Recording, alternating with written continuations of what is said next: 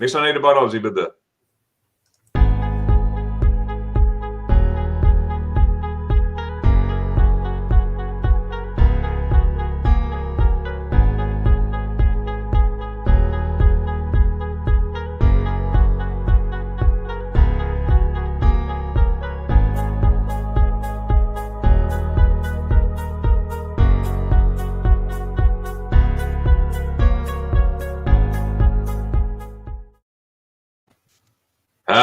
Howdy, folks.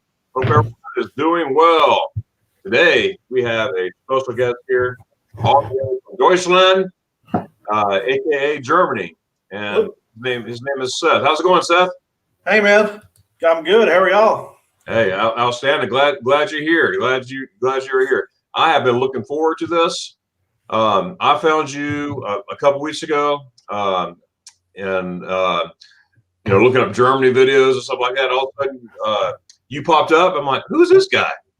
And I was like, hey, this guy's pretty cool. So I started watching the videos and everything. I appreciate it. Go ahead. I'm sorry. No worries at all. This is laid back. And I lost my feed here. Okay. Oh, are you there? Oh, there you go. Yep. And then one day I saw, was it last week?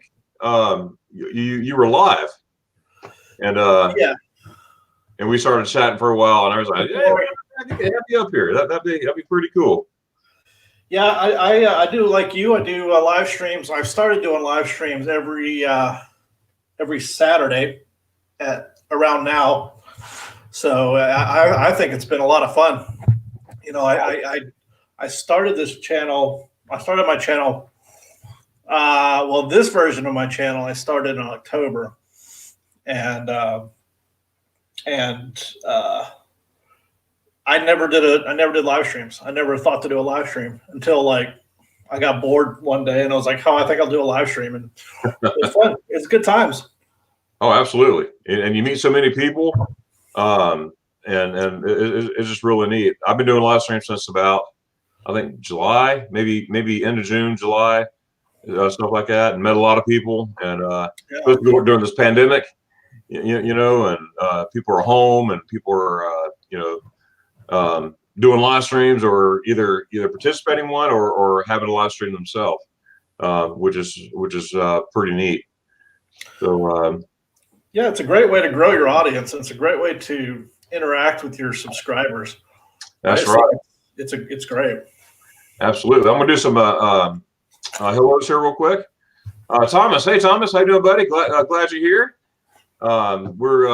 We got Seth here, as you can see, all the way from Germany, from Deutschland. And Thomas, he lives in Illinois, and he loves going to Germany. He loves going to England. He loves all those places as well. Nice. Lori, we got Lori. She's from California. She's from Long Beach, California. She loves traveling into Europe. As a matter of fact, I got a group trip that I'm taking. I'm taking 9 people in September, and Lori is part of that group. Oh, nice. Yeah. So there she is, right there. Morning, Seth. Glad to see you joining there. There you go.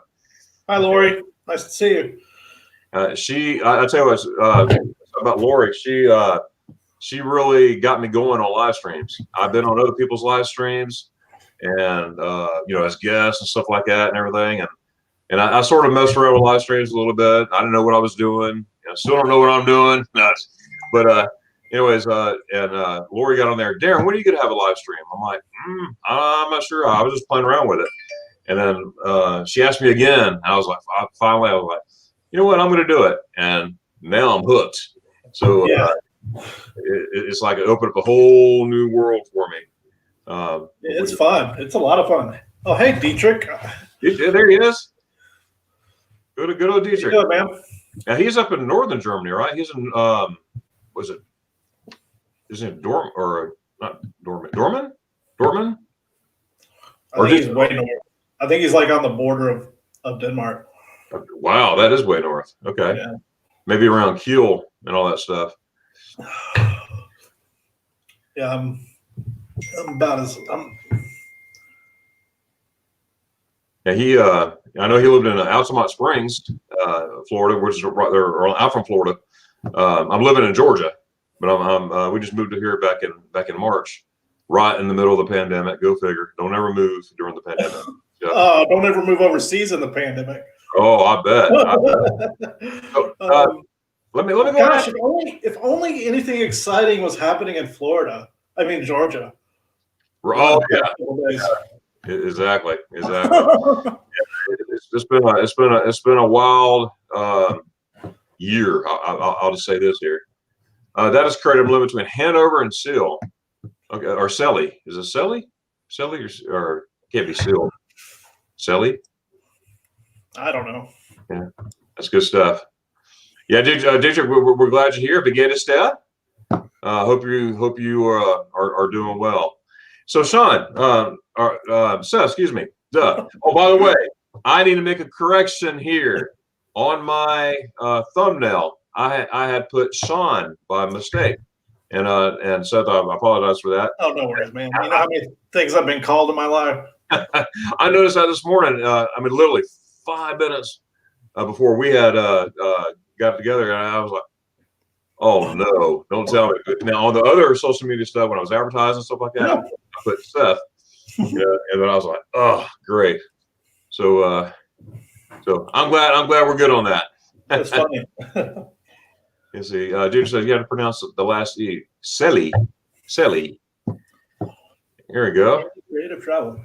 So you said you were taking a group of 9. Are you a travel agent then? Or are you like no, I'm just a guy who loves Germany. I love traveling to Germany, and I take people as friends. I love taking people who've never been to Germany before, taking them there for the first time. I get a kick out of that. So what I do, we just get a group together of good, like-minded people. I got a couple rules. One is I don't want no complainers. 2, got to have fun. And I just love sharing what I love, which is Germany and the culture and all the way around it. And this group I'm taking, we're renting a van, and we're all splitting the cost of the van. You're splitting everything where it's cheaper for everybody. And I'm gonna just take them all over Germany. Nice.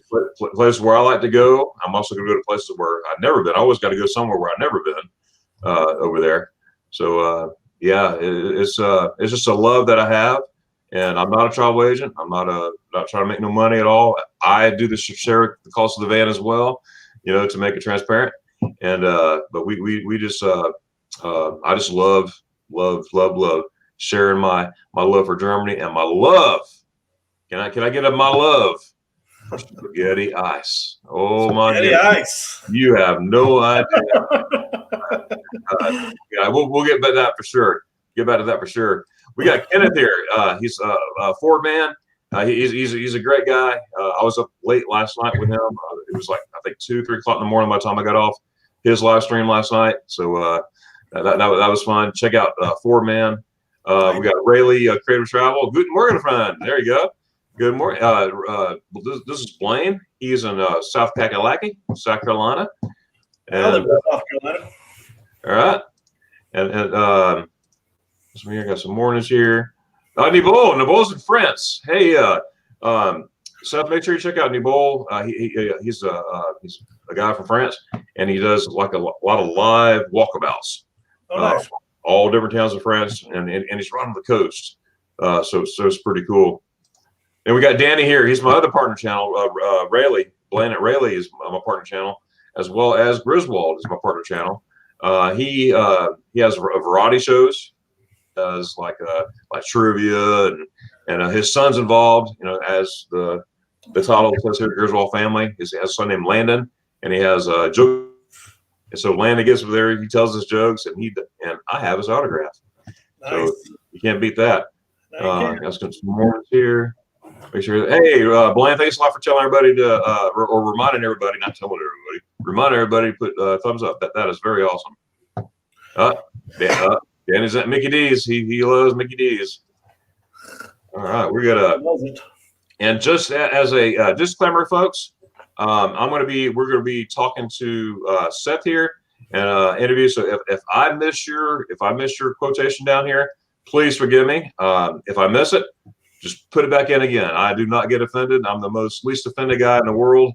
So if you say, hey, I'm not gonna forget you. But if I do forget you, please just re-enter it. Just simple as that.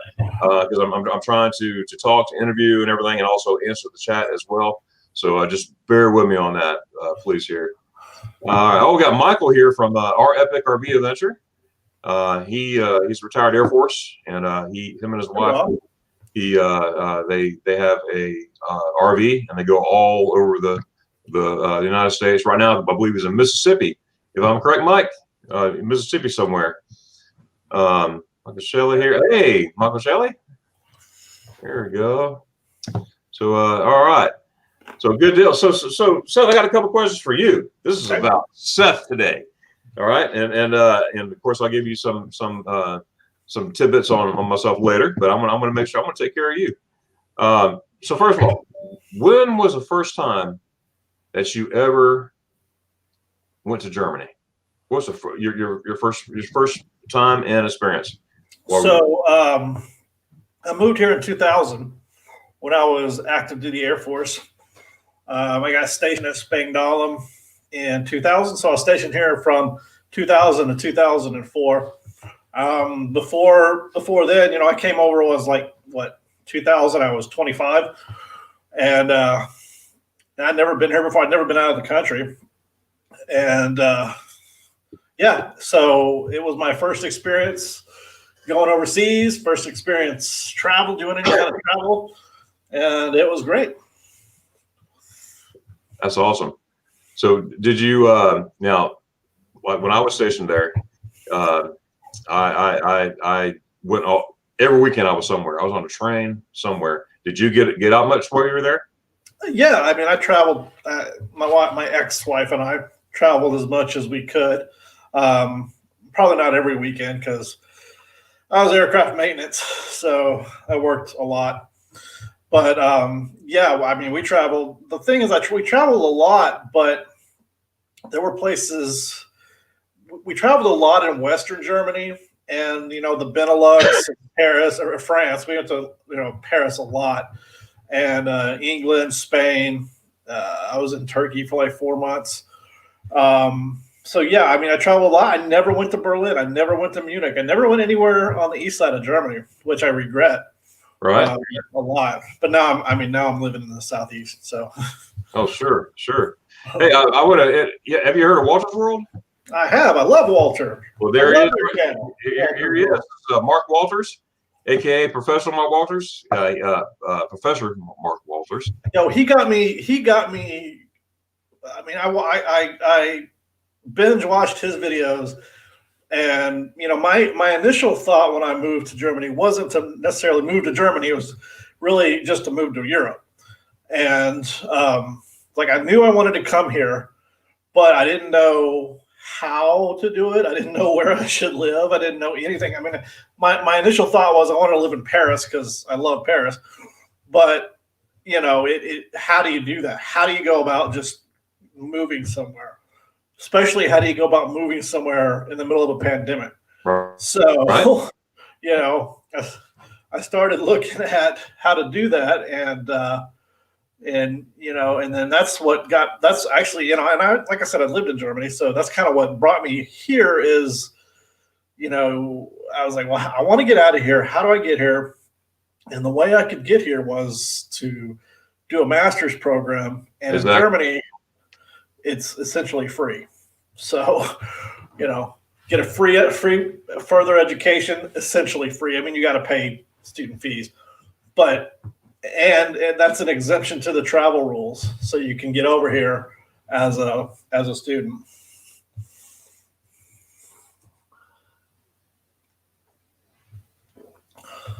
Are we here? Hello?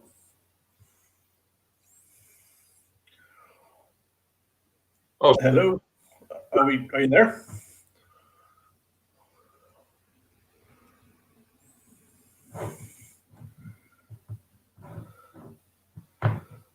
Hello.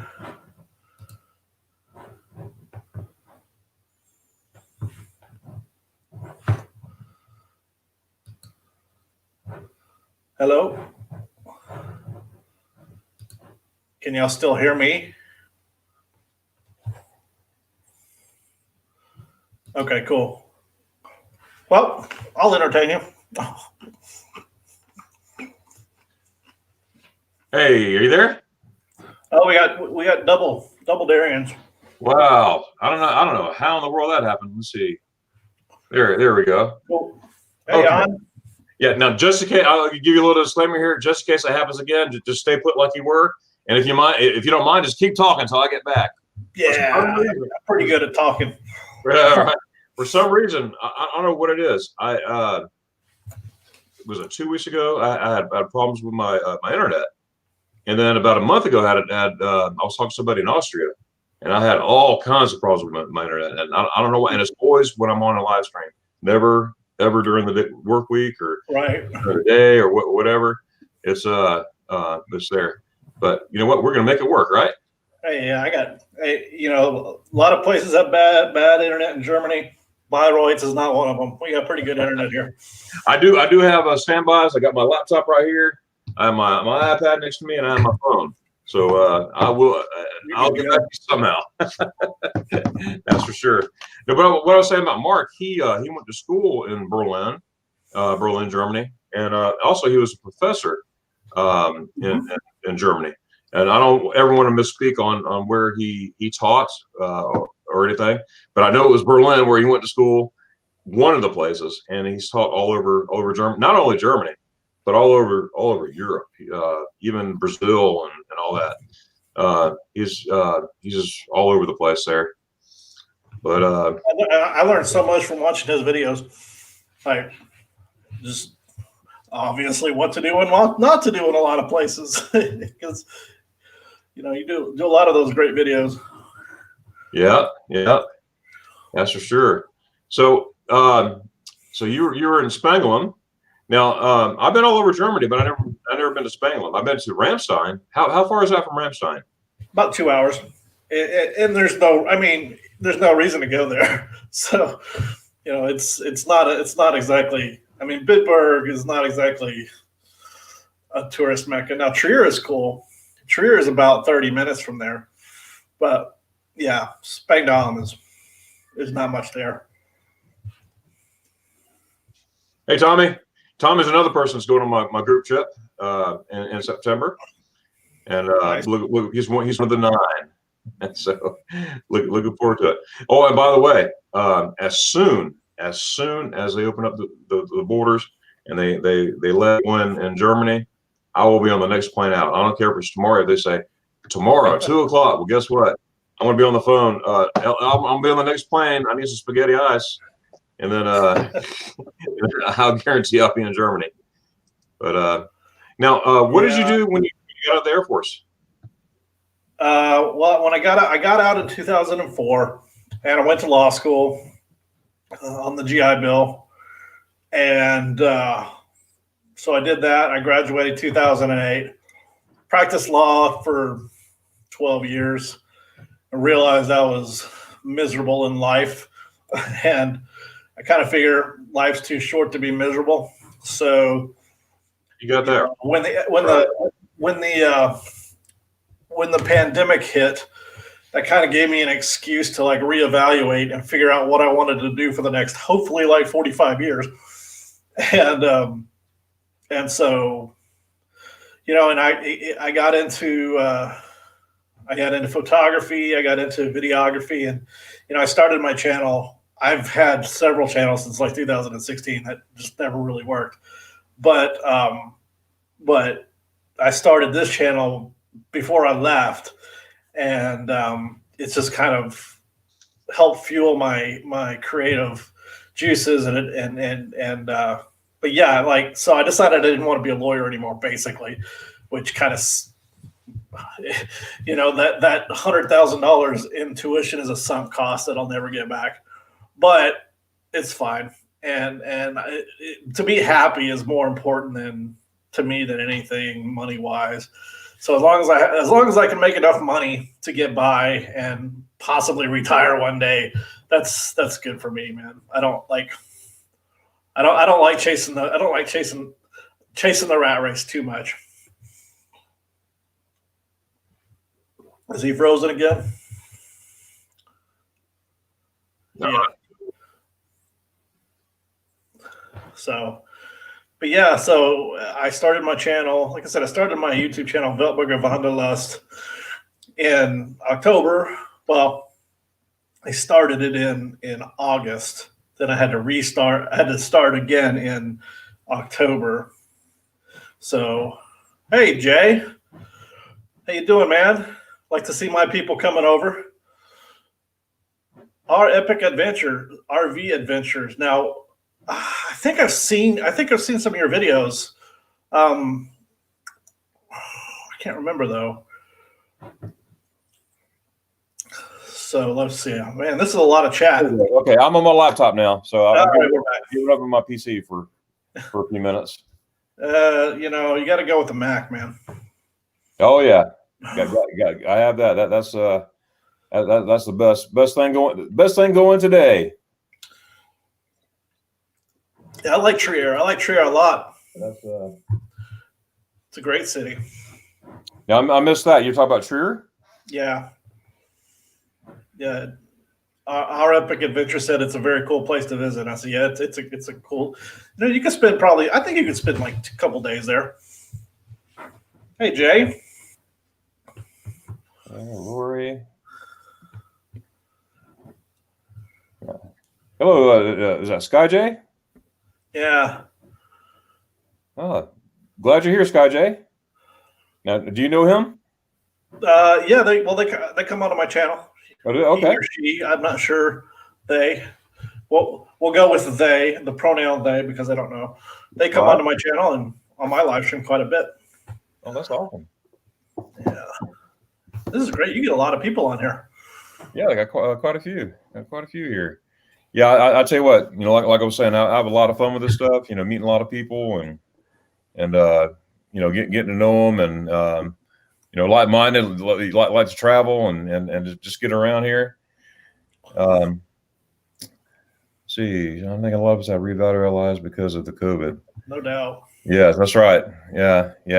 We all had to do some reevaluations there. That's for sure. Hello there. Good deal. I know how terrible it is. I don't ever want to downplay that, but it kind of did a lot of good for my life. As weird and bad as that may sound, it did change my life for sure. I wouldn't be here if it hadn't happened, to be honest. Wow. Yeah. So how did that work? So when did you decide, you know what? I'm going to move to Germany. I'm going to go to school in Germany. I have a law degree. Yeah. And yeah. Well, I was looking I didn't start out. I was like, what else can I do? Because I got my degree. When I graduated, I went to, when I was in the Air Force, I got my degree from University of Maryland. I think they call it Global Campus now. It was University College when I was there. And I went there too while I was serving. Yeah. And I got my degree in history while I was there.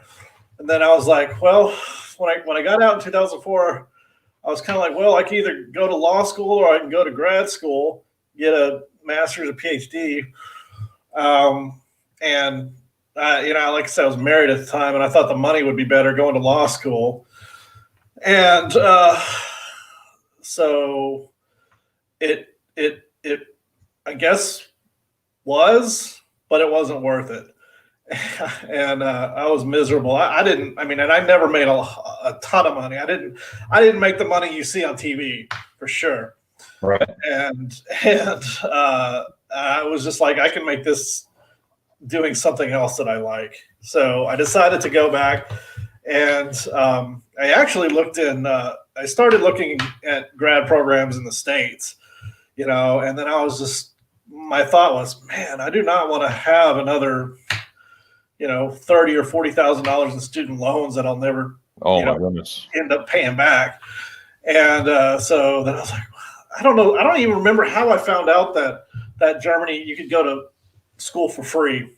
I don't even remember how I found out, but somehow I did. And then I just, I just found a program that suited my interest enough, and that's interesting to me, and I applied. I applied to a couple programs. I applied to I only applied to 2 programs because I started looking in. When did I start looking? I started looking in probably July, and a lot of the application deadlines were like beginning of August, so or had already passed. So I applied to like 2 different programs. I was like, well, if I get into one of these, I'll go to either one I get into.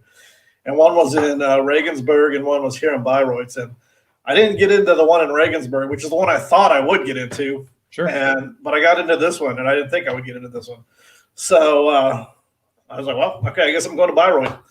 And so far it's been fun, although there's no classes, no in-person classes. So I could be doing this program sitting in Dallas, but who wants to do that? You need to be in Germany. Oh my goodness. Yeah. Although, it's kind of I'm in Germany, but I can't go anywhere. So, but you're in Germany. Yeah, it's been an adventure the last couple of weeks for sure. Spaghetti ice all over the place. Oh my goodness. Well, talk about ice. It's cold. Hey, look who we have here. We have Sarah from Beta Baron. Hey, Sarah, welcome. I'm so glad you're here. I have been watching her videos as well, and I've been enjoying each and every one of them. And Sarah, she could cook some cookies. Man, she has grown like super fast. Well, I've been watching her for a while too. Well, you know what? You're the one who told me about her. Well, not face to face, but you mentioned it on your live. That was when I first met you, and I'm like, let me check out Beta Baron, and I did and everything, and all of a sudden it was Sarah, just a pleasant person and everything, and I was like, wow, let me check her out a little bit, and then come to find out she's from Washington State. It was Washington State or Oregon? Ooh. I think Washington State. Correct me if I'm wrong. She's from the Pacific Northwest. I know that. But Sarah, we're enjoying your videos as well, and want to encourage you to keep going too on your adventures. Have you seen her videos on the as far as school and stuff like that in Germany? I mean, I've seen some. I haven't watched everything, but yeah. She's very informative as you. And so it's just really neat. So, Sarah, we are very glad you're here. And Sarah has a cool looking dog, and his name is Poncho. And she, in her beginning, she has Poncho, her dog, at the very end of the videos and everything. But what I understand, we're gonna be seeing Poncho some more. So I'm looking forward to that. But Sarah, we're both veterans. Seth served in the United States Air Force, and I served in the United States Army, and stationed over in Germany. Different times, but it was a good time for sure. Let's see here. Glad you're here. Thanks so much for coming. Doing great. Got some hellos. All right. Okay. My chat jumped on me. There we go. Oh, then we got Leo. Hey, so if you ever get a chance to check out Leo F, please do. I know you're into photography and taking pictures and stuff like that, and so is Leo. I've learned so much just watching Leo's videos. As a matter of fact, Mark Walters from Walters World, he's the one who referred me to Leo. Hey man, you got to check out Leo's, because I'm learning. I'm not no expert or anything. And when I first started, doing videos, I would spend like 5 minutes on one thing and everything, and then Mark's like, you don't need that much video. You just put 2 or 3 minutes, and he goes, watch Leo's. And ever since I've been watching Leo's, I've been trying to get his routine, and it's like wow, and it's classy. That's what I'm trying to say. His videography is just classy. Yeah, he spends a few seconds here, a few seconds there, and puts it all together, and it's just one beautiful piece. So I'm trying. I mean, I'm trying to level up my game there. I'm trying to provide content that people want to see. with, I know everybody wants to see the American does this, American does that, and I like to provide that content, but I'm trying to like level up my cinematography like skills and make videos that are more like travel vlog oriented, even though I can't really travel. So I'm trying to do like a mix of everything that us expats tend to do, because we tend to fall into like several camps. Like there are the pure travel vloggers who only do travel vlogs. Then there are the, like, I want to call them subject matter expertise people who provide all kinds of great content for trying things to eat and that kind of thing. And so I try to like put my own spin on these things and make maybe combine. My goal is to combine travel vlogs with educational videos, with being a little bit more statistic. Like I try to dive deeper into some subjects than some people necessarily do. I don't know. Sure. But like I did a video on why it's better living in Germany, and you always got to have the clickbait title because that's just the way it works, right? But Right. I brought as the kids say, I brought receipts. I had statistics to back up what I say, not just it's great. But and I try to do that. I try to provide sound reasons why things are. Try to do a little bit more research. Like somebody asked me to do a video on the Patriot Act. I'm like, I mean, I can do that, but I got to do a lot of research. And I did like one political video like right after the election, and it got a lot of views. But then my channel tanked for like 3 weeks. Yeah.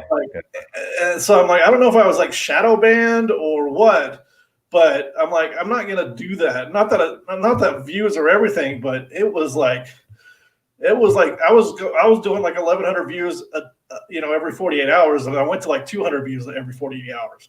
So I don't know if it was that content or what, but I'm like, I try to not be too controversial, but I also try to be, timely with information. I don't know. Yeah, I know what you mean. Yeah, one thing, I love YouTube, and it's my escape. And I want to talk about fun stuff and educational stuff and everything. Nothing, that's going to cause division or anything on either side. You know what I mean? So I just like to just have a good old time. Yeah, I will say I don't walk the line. I don't try to be politically correct. That's not the right term, but I don't, like you said, I don't try to not offend people because I don't care if people are offended. I don't care. Like I did that. Like, and so now I'm like, I know what's right and wrong. So I want to know. I say my opinion. I don't hide my opinion. Sure. But I'm also not going to be rude about it. Right. There's a difference. You got a question here from Tommy. Yeah, I'm looking. You're on a student visa? Yeah, I am on a student visa. So my student visa is I have to renew it yearly. So it's really a residence permit. So a visa allows you to enter a country. A residence permit allows you to stay in the country. So you don't have to have a visa to enter Germany if you're from America. But you have to have a visa. You have to have a residence permit to stay past the 90 days. So I'm on a residency permit, and I have to renew it every year. And with that comes, if you can look at the student visa requirements to see what is required. Like you need to have a what's called the blocked account, which is basically funds that prove you can support yourself, and that has to be renewed every year. And you obviously have to be enrolled. And a lot of paperwork, huh? Yeah, have help. It's hard being an immigrant. Like it's no joke. Like it's not that it's nobody really explains anything to you, like other than looking it up. But like, and you don't speak the language really. I don't really speak the language. I do a little. I can read more than I can talk. Yeah, But I understand that. It's hard. It's just, and like like yesterday I had if anyone's seen me on Facebook, I don't know if any of my Facebook friends are here, but I was in a group, expats group, American expat group, and I posted a picture so my shower is in my kitchen, which is freaking weird, right? I've never seen that before. And Shower in your kitchen. I'm trying to. Yeah, but and it's got an electric pump. You have to turn on the shower on the electricity on the shower before you can use it, and it pumps out. It's really weird, and you only get hot water for like 5 minutes. It sucks, but it's so hard to find a place to live. You kind of take what you can get. But I forgot to turn the pump on yesterday, and so it flooded my kitchen, and the water went down and like flowed through my neighbor's roof, like collapsed their roof. So that was a real fun way to meet your neighbors. And I guess so. Yeah, and they don't speak English. So it's A-way, right? Yeah, it was like, wow, this is very awkward. And again, it's just the travails of being an immigrant. And I consider myself an immigrant. I don't consider myself an expat, but because I don't have any intention of going back. Right. And we're going to touch base on that as well, too. Hey, everybody out there in the chat, I want to encourage you to check out Seth at Weltburger Wonderlust and check him out. And look in the chat here. You have Sarah here, Beta Baron. Make sure you go to her channel. And if you like it, definitely, subscribe to her content.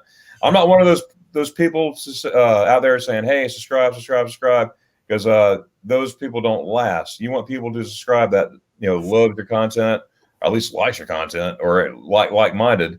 But definitely check all these channels out that you see here in the chat, and get to know each other, and you'll be surprised what you find. And I found some awesome people in the last week, including Sarah and Seth. And looking forward to meeting many more folks as well. Sarah. So definitely. Oh, no, Sarah, go ahead. I don't know if you watched. I don't know if you like football, Sarah, but Bayern lost last night to Mogen Gladbach. That was such a great game. I don't know if you watched that or not, but what a game! I didn't see that. Was it in Munich, or where was it? It was in Mogen Gladbach. It was 3-2. Yeah, It was a great game. Wow, I didn't realize it was on, because I do watch it over here again. Yeah, it was a great game. Cold, oh man. This is Danny here, my partner, Shannon Hill, Griswold Family Vacay. Everyone I miss, hope you're having a blessed day. All that good stuff here. Okay. Yeah, make sure you check out all these channels here. Oh, I see some conversations in here in the chat, which is awesome. I love it. There's Nabol out there in France. Yeah. I'm more of a Dortmund fan myself. I'm a diehard Arsenal fan, but as far as Bundesliga goes, yeah, I'm more of a Dortmund fan. Although I've been really liking what Leipzig's been doing. I haven't seen them too much. I've been to Leipzig. I love Leipzig, the city. Well, great. Yeah, no, they're fun to watch. Oh. Yeah, my first German football, aka soccer, which Germans say it's not soccer, it's football, was all Europeans say. At the Alliance Arena there in Munich, which is huge. I love going to that place. I went to 2017. I spent 2 weeks in Paris and right, Sarah. and I went and I was there during the North London Derby, and they were playing at Tottenham, so I went to go try to get tickets, but I couldn't get tickets, so I couldn't do that. But I ended up going to a game at Paris Saint-Germain when Cavani was still there, but it was before what's his name? I can't. Neymar was there, and So they were good, but it wasn't the same as having Neymar there. That was pretty cool. It was definitely a cool experience. I'd love to go to. My goal is to kind of go to a game at every stadium here in the Liga 1 or Bundesliga 1. That's good. That's a good goal. Yeah, definitely. When I get over there, maybe we could hit up a couple. Oh, absolutely. That'd be pretty cool. Now we got a question here for you. I'm gonna let you answer that one. How do you spell Seth's channel? And Weltburger, Weltburger, and then Wonderlust, Wanderlust. All right. And you went type in here, can I? Say again? Can I type in here? You can in the chat, not on the StreamYard side, but on the YouTube side. What you can do is just make sure you mute YouTube side. And are you able to have two screens up? Oh, there we are. I see it. Oh, very cool, Dietrich. Hey, Arno, how's it going, buddy? See, if I haven't watched, but I'm dying to go to the game at the stadium here. Oh yes, Sarah, that was my first German football game, aka soccer, and it was wild. They played Nuremberg. What was the score? It was like 6-2 or something like that. I forgot, 6-3. I don't know. It was 6 to something, and it was wild. You couldn't even talk. When I walked out there, my ears were ringing like for at least an hour. But it's a lot of fun. It is fun. Now it's like there's no one there. It's kind of sad, but it's still fun to watch. Absolutely. Danny with Griswold Family Vaca, he's a diehard Bayern Munich fan. He was there probably about 7-8 years ago. Could be off on the time, and he checked out that stadium. That's a cool stadium. Oh yes, right near the BMW plant. Well, close by anyway. Oh, look here, Blaine. He put your link in there, Seth. Thank you, Blaine. Appreciate it. Yeah, everybody check out. Make sure you check out Seth's channel, and if you like his content, definitely hit him a subscribe, and as well as anyone else you see here. If you like their content, if you like what they see, check them out. Make sure you hit like, subscribe, and the notification bell, so you get all the future content as well. And that's a hey beta Baron. All right, news alive, Sarah, for news in English. Yes, I am learning, Sarah, about the DW within the past probably. I've seen it off and on, but never really dug into it. But maybe 6 months. I've been watching the DW news. And have you seen that, Seth? Yeah, it's pretty good. Yeah, it's pretty neat. And German learning resources too, as you were saying here. That's good stuff. Yeah, in fact, I have a YouTube channel. I have a YouTube channel. I have a Facebook channel called Magnificent Germany with Darren on YouTube. Oh no, excuse me, on Facebook. Well, I can't think this morning. A Facebook channel called Magnificent Germany with Darren, and I sometimes put DW news on that. So anybody out there that are not a part of my YouTube, or excuse me, I can't talk today. My Facebook. So confused what we're talking about. I know.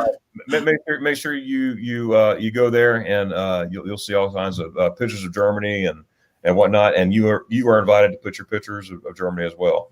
So any questions, let me know. Yeah, sorry about that, Seth.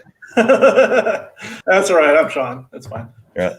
What it is, I have a Facebook group page where people can join. You just answer a couple questions, and that's a place where I say you as in everybody, you could put your pictures out there of Germany, pictures, videos of Germany. You can even share your YouTube videos on that page too, by the way, of Germany and whatnot. And I share my pictures and videos, and it's growing. I have quite a few people there that they share all their content and their stuff, and it's pretty neat. So, but yeah, check it out if you get a chance. Mr. Mood, get the chat ready. Oh, yeah. Okay, there's Sean's channel again. Make sure you check it out there. So, Seth, go ahead and tell us about your. You sort of told us about your channel a little bit, but go a little bit deeper. What are your plans in the future for your channel? I sort of touched base on it already, but Yeah, I mean, I'd like to do. I'm hoping once COVID is done and we put this in our rearview mirror, I'll be able to do a lot more traveling, do a lot more travel vlogs. I've done a couple. I've done well. I've been to Berlin and I've made videos in Berlin and in Hamburg, but I want to get out and I have all these great intentions that all these video ideas of things I want to do. I want to have a series on castles. I kind of see it. I want to do like I want my channel to sort of be like a broadcast. The only way I can describe it is I kind of want it to be a broadcast channel with different shows. So I'll have like 3 or 4 different shows series running at the same time. And I haven't decided if I want to do like multiple videos a week, like have multiple episodes per week, or just rotate them throughout, once a week. It really depends on the time. If I were doing this full time, I would probably do multiple videos per week. I just don't have the time right now to do that. But yeah, I've kind of just been doing the way I see it now. I want to keep doing what I'm doing. I've started doing like a series on like American reacts to German music, which I think is kind of fun. And I'm going to do. I think in the near future I'm going to do a video on only like living without American like social media and things for a week, and just relying on doing it in German. So watching Netflix in German. Cool. And anything, doing everything in German, even having like Google in German, because everything I do, I've realized I just translate everything in Google Chrome, and now I use my VPN to watch Netflix in English, and so it's like, what a better way to learn German than to just have to learn it. So, I thought I would do that, and but I really want to do a lot more travel and a lot more travel vlogs. Although, yeah, so that's kind of, I guess that's kind of how I see it going. Well, that sounds like a lot of fun. And man, I tell you what, I haven't been to Germany since October 1st, 2019, and it is killing me. Because I go over there once, twice, sometimes 3 times a year over in Germany, and to be not to be able to go, yeah, that's awful. And I got all this content lined up that's backlogged now, but I didn't cancel it. I just postponed it. So whenever I do, I'm gonna be in makeup mode. So do you ever go anywhere outside of Germany when you come over? Sometimes I do. Yeah.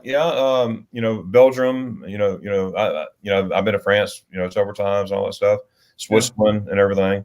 And I enjoy it. I really do. Yeah. But I also enjoy Germany. I just love being in Germany, being around the culture there, around the people. The food, what I'm going to say next, spaghetti ice, of course. There's a long history on spaghetti ice, and it's I lived there as a kid because my dad, he was in the military, so I lived in a place called Gießen, Germany, and that's where I first had spaghetti ice. And what it was, it was on a Wednesday night after church. We would go and go to this ice cream shop, the Ice Cafe in Gießen. A bunch of people, we all go over there. And so as a kid, 7, 8, 9, that was the thing, spaghetti ice. And I always had that childhood memory of spaghetti ice.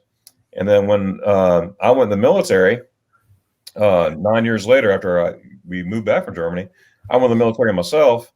And the first thing I thought about was, I can't wait to get spaghetti ice. And I enjoyed it. I was up there every day, I think, at the spaghetti ice shop. Well, long story short, it took me 19 years to get back to Germany, Seth. 19 years. I left right around when the wall fell. And I finally went back in 2008. I had my wife with me. and we had just got married in 2007. By the way, 14 years ago yesterday, I proposed to my wife on the national championship field out in Arizona, and guess what? She said yes. So we've been married 14 years in June. But anyway, But did you win the national championship? I'm sorry. But did you win the national championship? We did, and I did it right before the game. That's another story how that happened. I'm gonna have to tell you how I got on the field. I actually did it on the field in front of 90,000 people, and I asked her to marry me. She actually passed out when I asked her to marry me. I said, "Will you marry me?" And then, boom, right there. And to this day, we are still on Sports Illustrated under BCS or excuse me, marriage proposals and BCS games, whatever. And I think we're 28 or the number fluctuates. But I think last time I looked, we were 28 out of 40 something. And you'll see her eyes. She just woke up being passed out, and her eyes are like this. And I'm just like, oh man, this is crazy. But Wow. but I finally went back to Germany. Now, a buddy of mine, for years, I was single and everything. And I've been telling us, man, we need to get to Germany. We need to get to Germany. He's like, yeah, one day. Well, I kept waiting. And when we got married, I told my wife, I said, look, I'm going to go to Germany and everything. This is before kids and stuff. So, yeah, let's do it. Well, she has a sister that lives in England, in London. And so she was going to come and meet us. Well, I'm like, you know what? I'm going to call I keep saying my buddy because he don't want his name mentioned. So I called my buddy and I said, look, we're going to Germany. You want to go to Germany? And he's like, you know what? I'm going to go. Probably just to shut you up. I'm going to go. Well, long story short, we went to Germany. We had a blast. We had a great time. We met my wife's sister from London over there. We all got together and we all meshed. And we were hoping for a Cupid to come by, but Cupid didn't come by. They were friends. They liked each other, but there was no spark. But that's all right. And anyways, we went all over Germany, and we had limited time because my wife's a school teacher and it was spring break. But my buddy and I, we had extra days. But we went to Belgium. I had my cousin lived in Belgium at the time. Went over Berlin, back around, all the way through Bavaria. Of course, went to Schweinfurt where I was stationed and all that stuff. And we just had a good time. We did it all by train. I remember 19 years passed since I've been there. And I was there. I think we were there like 3 days. And my buddy's like, you know what? You didn't tell me it was like this. I said, I've been trying to for years. And I said, well, when do you want to go to Germany again? And I said, well, Oktoberfest is in September. This is April. He said, let's do it. I said, okay. So and he and I went to Oktoberfest that September. Now, long story short, since 2008, I've been back 19 times. Wow. So it would have been 20 at least, 20 in 2020. That's what I wanted. Right. But, Mark Walters actually said, you know what? We could be 21 and 21. Oh, that's good thinking there. Yeah. So, I hadn't been back in 16 years. Oh, 16. Okay. I hadn't been back since 2004. So yeah, when I got here, it was 16 years. A lot changes in that time for sure. That's right. And it's funny, the buildings stayed the same. It's just the clothes and the vehicles changed a little bit. Yeah. Yeah. I mean, and like you said, I love Germany, but man, I'm telling you, my favorite city is still Paris. Like, it's still my favorite city, hands down. Berlin, I think, might be second. It's a toss up between Berlin and London as far as my second favorite city. London for easy use because I speak English, but Berlin is super awesome. Yeah. Yeah, I go to Berlin probably once, every other year. Usually I'm taking people, never been to Germany. They want to see Berlin. They want to see some history, some history. There's a ton of history in Berlin. Oh my goodness. And I try to make it there at least every other year. I spend most of my time in Bavaria, but I'm also learning I'm expanding up north as well. Leipzig and Dresden's on my list to go to. In fact, I want to go to Dresden on my next trip. I like to get around Hanover. I like to check out, the coast, the Baltic coast right there, Kiel and all those places. And there's an island over there. I don't remember the name of the island, but I like to check it out. And then of course come back home to Bavaria. Yeah, I didn't love Hamburg. Like, people say Hamburg's great, and maybe it was just when I went, I didn't love it. I thought Berlin was a lot better. But yeah, everyone else though has said how awesome Hamburg is. So if you haven't been to Hamburg, you need to go. Don't take my word for it. I don't know. I guess maybe because it was really, I mean, it's Germany, but it was really rainy and it was cold. Yeah. And that's not. And when I went to Berlin, it was what I went to Berlin in September, and I was wearing shorts. So, and it was like 28 degrees Celsius. So it's hard to really compare. Or not 28. It was in the 20s, but it's cold. Yeah, it was so nice in Berlin. And then it was like, I don't know, 5 or 6 in Hamburg. So it's just kind of hard to compare. Now I hear, I've heard someone say on YouTube somewhere that you get the best hamburger in Hamburg. Is that true? I don't know. I didn't have a hamburger. Yeah. I'm gonna have whenever making the hamburger. I'm gonna have to find the hamburger place. So this is Eric. Eric lives in Austria. He's from the Netherlands, but he is a tour guide in Austria. He has a website and everything, and he is a pretty cool guy. What is in fact, he sent me some. I ran out of my German coffee, and he sent me some German coffee, and I was totally shocked. It's like, oh, this is awesome. And as a matter of fact, 3 weeks ago, I started having a live on Friday mornings at 8 a.m. Eastern Standard Time, my time, morning coffee with Darren. I just started that just to have my morning coffee and see who pops up, and it's been catching on. So nice. Yeah, I do my live streams Saturdays or Sundays, and I have it's just me drinking beer and watching football. Usually, that's kind of like right. That was my excuse. I was like, well, I'm watching football anyway. I might as well be live. Turns out like nobody on my chat likes football, so it's like just me talking to myself about football, and nobody else cares. Right. There's a question for you, Seth. Yeah, it's fine.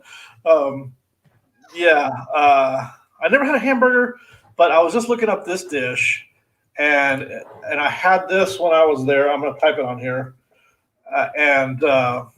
If you go to Hamburg, you need to have Labskaus. Labskaus, and I put it on there. Oh, and check out my hamburger. Not to plug my own stuff, but check out my hamburger eating tour. Check out my hamburger eating tour video. I've got.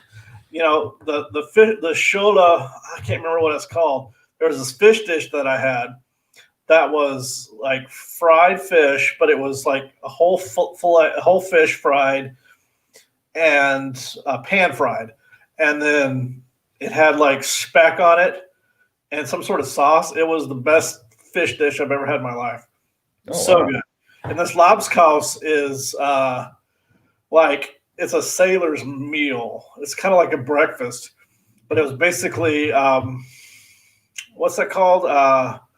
With the Irish. Oh my gosh, my brain just. It happens. With oh my gosh, it's the. I'll think of it in a minute. It's got mashed potatoes, and red beef. Corned beef. Oh, corned beef hash. Corned beef hash, but it's like fine. It's fine. It's like a mash with the potatoes, and I think it has beets in it. And then they put a fried egg on top of it. Beets and they serve it on the side of it. They serve like a pickled herring, and with a beer that is like, or maybe some vodka.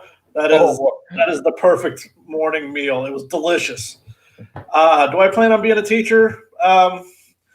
if I get my PhD, I'll probably go into research. I don't know. I mean, if I have to teach, I wouldn't oppose teaching. My master's is history and economics, and it just depends on what I can do for work. But yeah, maybe I don't know. Thank you, Nicole. From France here. He said he just had a look and nice looking channel. Yeah, thank you.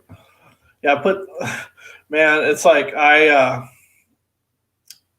started a channel in 2016, completely different subject, and it was kind of like a self-help, like men's health type thing. And just going back, I deleted everything. Nothing exists, but just seeing my first video was so cringe. The first video you ever post is just so cringy. Do I miss my family? I do miss my family. Christmas was pretty rough, especially since we couldn't go anywhere and couldn't really meet with anybody. So Christmas was pretty tough. They're safe. My parents are very, very, very like not concerned, but they don't really go anywhere. They stay home and they go to their church. They're 72, so they try to not get out too much, but they're in super great shape. So yeah, they're safe. But yeah, my sister, my niece and nephew are like 14 and 9, and they're like I don't have kids of my own, and they're pretty much my favorite people that have ever walked this earth. And they FaceTimed me or they sent me a package, and I did a live reaction of me opening it, and it was like they sent me stuff from Thanksgiving, like stuff to make Thanksgiving dinner, and it just meant so much to me, the letters that they wrote, and I was just like, I miss family. But hopefully they'll come over. Hopefully I get to go back sometime. I'm not going over anytime soon until all of this is taken care of, and I'm not ready to go home. Like I don't need to, all the pretty odds around there. Like I mean, it's like I don't like when I lived here the first time. I had super cravings for things like, I mean, stupid stuff. Like I craved Whataburger so bad. Like I don't know if anyone knows Whataburger. Nice and juicy. Yeah, and I craved it so bad, and then I craved Mexican food. I still miss Mexican food. I could go for a good enchilada, right now, but it's not worth coming home for. I can't get a good dinner at home, so I might as well stay here. No, what I understand, Sarah, that they haven't found a good Mexican restaurant yet. I know they're still looking, but she's trying to find them, or she tried Mexican or something. I don't want to misquote, over in I think Munich area somewhere. But there's a place here. I think it's not open, but it's called Tommy's Tamales. I haven't had a chance to try it, but I think it's like a Chipotle, and that just won't do. That's not Mexican food. Our friend Blaine here, he put up here for you here, Seth, and is Seth. Yeah. Seth will be live tomorrow at 11 a.m. Eastern Standard Time, so make sure you check him out. Guys, that's how I found Seth last week. I was Saturday, wasn't feeling well, and I was up there doing my YouTube thing. I was like, man, who is this guy? And I started checking out his videos and everything. I'm like, I'm going to ask him to come up. So definitely be here tomorrow at 11 a.m. I probably won't be here exactly at 11, but I'll be probably after 12ish. But I plan to be there for sure. So I just usually turn it on until I get tired. Usually go about 3 or 4 hours. There you go. And just me chit chatting. I don't ever have any kind of grand arching topic. I just talk with people, ask me questions. I do it as an ask me anything. With the first one, yeah. And kind of like the Reddit deal. But a little disclaimer here. Now, it takes a lot to offend me, if you ever ready, say we're on here for 9 hours. I'm like, Darren, we've been here 9 hours. I really got to go. That's not good. That's not going to offend me. Okay. No, I may have to get another beer though. So All right, no worries, no worries. I'm running dry, and it's 6 o'clock at night, man. This is beer 30. Oh boy. No. Feel free to do what you have to do. Deidre here saying, when you're talking spaghetti ice, I'm thinking of good root beer float. Oh, there you go. Yeah, I love root beer floats, Dietrich. Absolutely. Oh boy. In fact, I like it too much. Gotta run out. Hey, Mike, take care. Thanks a lot for stopping by. I enjoyed your video yesterday, by the way, the train museum. That was really neat. And sorry you didn't get to the nuclear site, but 2-hour walk, or excuse me, 2-mile walk from parking to where you need to go. Yeah, with a bad back or bad knees, that would be hard for sure. Hey, Vera, hello, Mrs. Blueberry. Did you change your name, Vera? Did you change your name, or is this a different channel? Vera's in Schweinfurt, where I was stationed in Schweinfurt, Germany. Ich liebe Schweinfurt. Oh, so good. So glad to hear. Boondoggle with Boomer. Hey, Darren. Thank you. How are you? I'm doing great, Lance. So glad you're here. And I saw you last night on Kenneth's channel. That was pretty cool. Thanks for stopping by. Yes, Laura's here. Okay. I'm gonna use this time. Sorry about that. No problem at all. Okay, to all in the chat, what you love about Germany? Well, everybody here in the chat, feel free to answer that question. And Arno, what I love about Germany, I love the culture. I love the people over there. I just love the ambience of Germany. I had so many good experiences in Germany as a kid, because I lived there as a kid, and also when I was in the military myself, and also all my travels since then. I traveled to Germany as much as possible, and this is the longest I haven't been to Germany since 2008. So it's killing me. But I love the food, and if you have not heard me say this, spaghetti ice. It's a sickness, but you know what? I'm glad to be sick, because it's like Seth, you're Whataburger, like you're craving that Whataburger. That's me sitting over here in the States, and I'm craving my spaghetti ice. That's how I was with donors, man. Like, oh, donors. I tell people I moved here for the donors. There you go. That's so true. That sauce to put on there, that yogurt, that type stuff. Oh, eat it on a shoe. That stuff's so great. Oh, you can't beat that at all. And I guess the closest thing over here is a gyro, however you say it. Euro, same thing. It's all kind of the same thing. They all come from the same area. Right. I like it. They stave it right there, and they put all the fixes on it, and the smells are so good. Oh yeah. And Sarah says she likes the quality of life. You know what? I do too, Sarah. What's your favorite part of Germany, Seth? What do you like Germany the most? I'd say quality of life. I mean, pace of life, and well, honestly, it's to me, and this is me. This is just my opinion. This is one dude's opinion. America tends to be a selfish country, and I don't feel that same. I feel that people here are more concerned with the welfare of other people. There's better social safety net. There's healthcare for all. There's a better work-life balance, as Arno asked. So, like, you get 6 weeks of paid leave every year.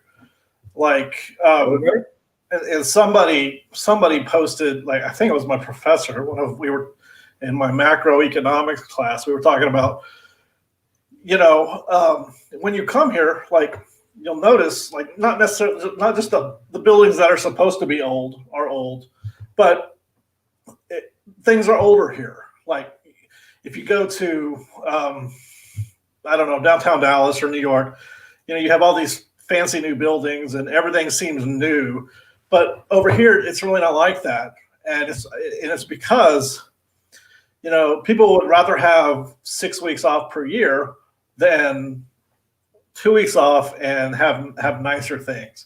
It's just a placing of priorities, and people put more priority on non-tangible things, non-money related things here, and I feel that's how I live my life, and Sure.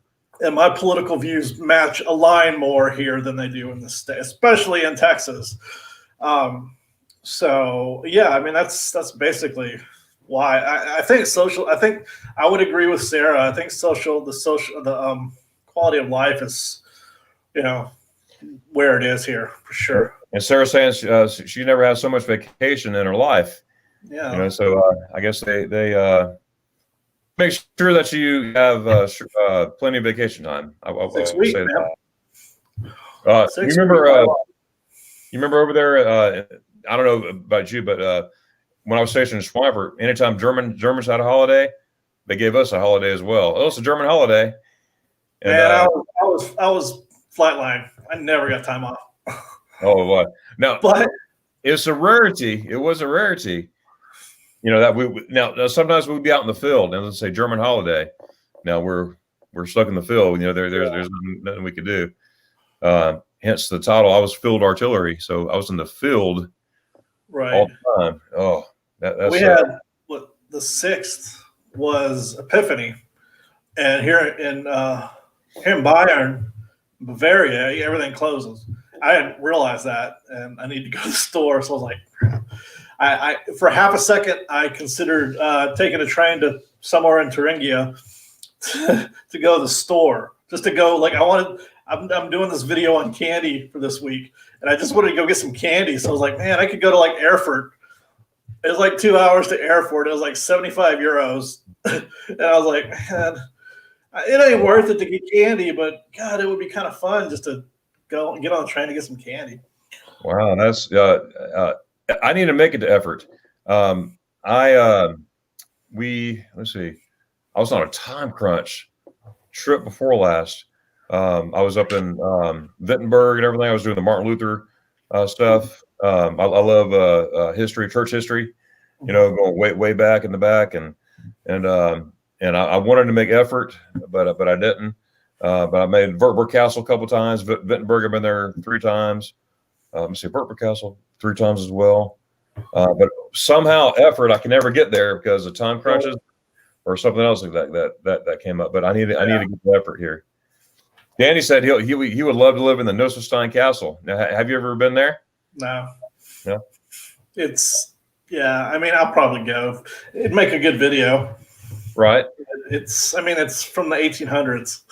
So I know that's new. That's new to Germany. I know. I'm just kind of like, you know, I love Berg Eltz, and I think Kokum is great. Oh yeah, those are nice places to go. And I went to the castle in Bamberg, which is okay. You're right. Trying to think about. You were so close to where I was stationed. It's not even funny. I mean, it's probably about 20 minutes away. In Frankfurt. That looks awesome, but I haven't gotten to it yet. It's just been too cold. Yeah. Kind of wait till spring to go to those places. Somebody did a study on it. If you visit every room in a castle in Germany, it will take you 72 years to visit everywhere. Really? Yeah. 70 years. We'd be going every room and every castle in Germany, because Germany is just loaded with castles. I mean, you got the big ones. Neuschwanstein, that's the big, fancy one. Excuse me. But you also have castles that are ruins too. I love walking around old ruins. And just close your eyes and or look around. It's like, wow, what happened here? So many years ago, and it's just really, really neat. Yeah, you kind of have to, especially here. Things are old. Stuff's old, but you have to remember that 85% of it was rebuilt after the war. Yeah. So things that are old aren't really. I mean, they're old, but they've been rebuilt. You know what I mean? Right. So you got to keep that in mind. Now, what is this here, Seth? Labskaus. That is the dish I was talking about. Oh, yes. Yeah, with the corned beef. Love it or hate it, and says. I liked it. Ooh, shepherd's pie. Oh, yeah. It's kind of like shepherd's pie, but didn't have the crust. Well, Right. the potatoes on the top. Like, Like have the potatoes mixed into with the corned beef. Lance from Moondog and said he's getting hungry. Oh, Weisswurst with Weissbier. Oh, yes, Arno. Yes, I did a video on Weisswurst maybe 2 months ago, maybe 3 months ago now. It wasn't fresh Weisswurst because I got it here in the States. It was in a jar, and but I made it, and you know what? I was impressed. It tasted like I was in Munich. It felt like I was in Munich. I took a bite, and I was like, "Oh, this is so good." And I have purchased probably 6 or 7 jars of these Weisswurst. It comes in a jar. It's about this big. Yeah. I've seen them in Germany too that way. But yeah. I mean, I wish I could like Weissbier. I don't like Weissbier. No. No. Whataburger Dr. Pepper shake. That's where it's at. Although, I'm a diet Dr. Pepper guy, but Oh, look at Danny here. give me a double with cheese. No lettuce, tomato. Number 2, baby. Yeah, Danny's from Oklahoma with his Oklahomies. Hey, Danny, I got a joke. What keeps Texas attached to the United States? Oklahoma, because it sucks. Oh, is that a Red River joke? That's a Red River joke. No, so I agree. If you go to Rio, I think we talked about this. If you go to Rio, they have in their international section, they have pretty good salsa. That salsa I can't remember. I put it in my video. It was pretty good. It's but you got to go to the international section. If you get any German salsas that are any of the German salsas, tastes like you're like eating.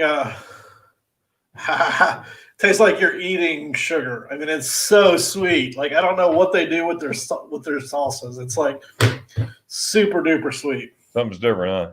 Yeah, it's not good. Sarah says not at all. She makes her own Mexican food if she wants it. All the restaurants I've been are not authentic. Yeah, that was I can see. I haven't been able to find tortillas. So here's our text message is bad. You can't find. I haven't been able to find tortillas. Like that's the one thing I miss about having base access. You can't get those American things like that. Right. Oh boy. Oh, Seth, I cannot wait to get back to Germany. Oh my goodness. You have no idea. Literally, I mean, that's not a slogan. That me just saying it. The next time, as soon as they open, I want to put me in the luggage rack. I don't care. get me there. And when I flew over in October, I flew over on September 15th, and there were, I think, 30 people, like around 30 people on my flight. Like I've never been on a flight with that few people going international flight. It was awesome. Like wow. the waitress, the host, the flight attendant let us, like you could just lay down, and like I was just laying down. I was watching TV. I've never been more like I can't sleep on a plane, but like, I've never taken I don't think I've ever taken a direct flight from DFW to Germany, but that like it makes such a difference flying nonstop. Like it's a 7-hour journey as opposed to like 12 or 13. Yes, it does. Oh my goodness. Yeah, I love flying direct. In fact, I'm spoiled now. Last probably 5 or 6 flights has been a direct flight. Either flying out of Orlando. Next time we're flying out of Atlanta. But one time I flew. It was nonstop. I have a bad back. I got hurt in Germany, as a matter of fact, of all places. And I was having a hard time sitting in my seat. And I go to Germany so much that I know the staff, and the staff knows me. They, oh, Mr. Glover, da da da. Well, there's this German lady, Frau Petra. She, oh, where are you going? Oh, there you go. I am sorry. Oh, that's good. I saw all of a sudden I saw the circle. I'm like, hey. My VPN messed up, I think. No worries. I understand. And anyway, she saw that my back was hurting.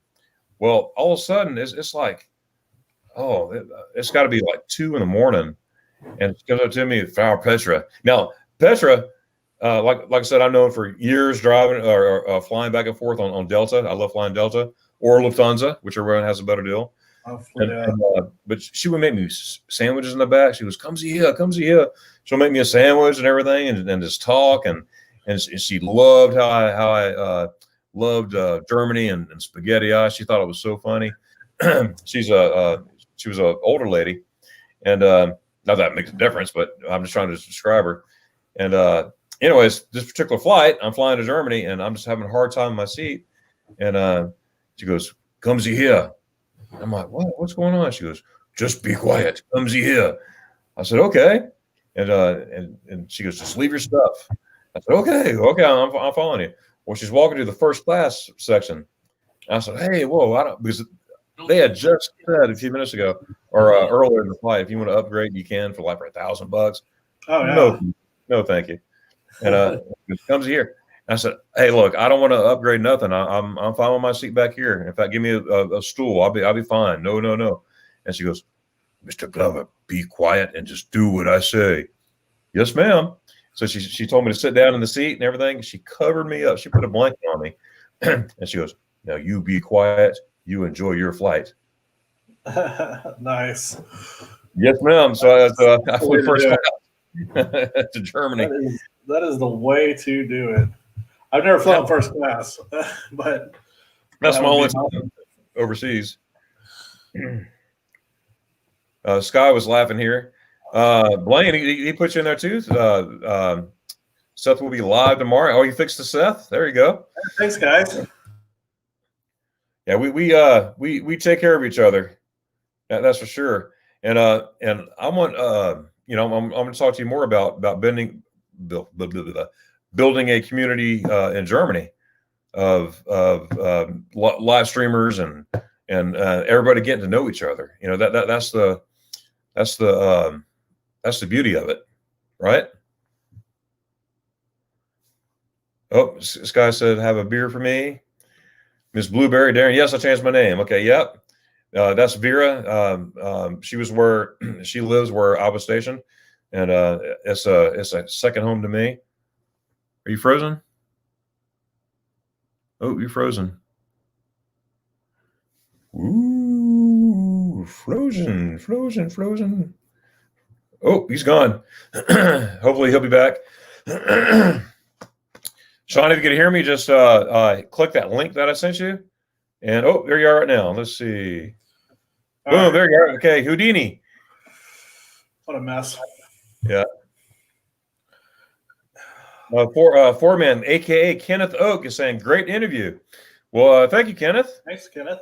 You know, make sure you check out Seth's channel as well. He said there's a lot of fun. Check out Sarah's Beta Baron.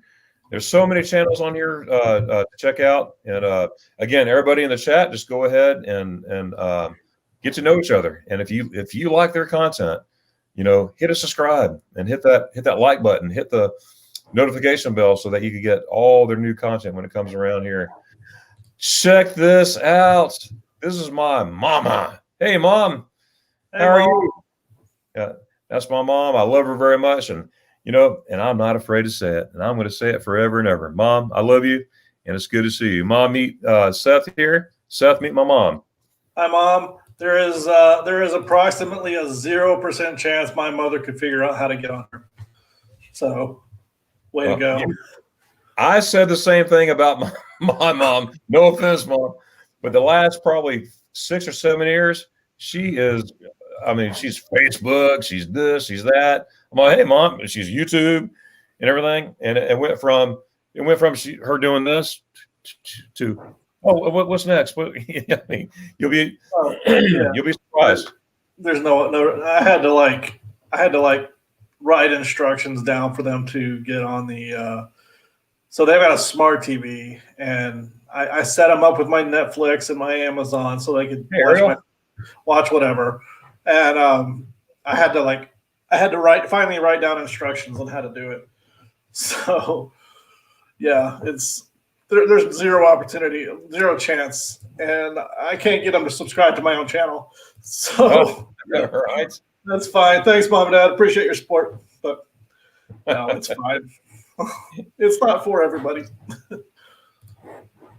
You know what new Bovoing is? New building. New building. New okay. New living. New Balvona. I was on my translator. Yeah. It's a new house. It's a new house. It's a new house, yeah. Especially in Germany. Yeah. Us Americans, we got this house was built in 1950. This is old. My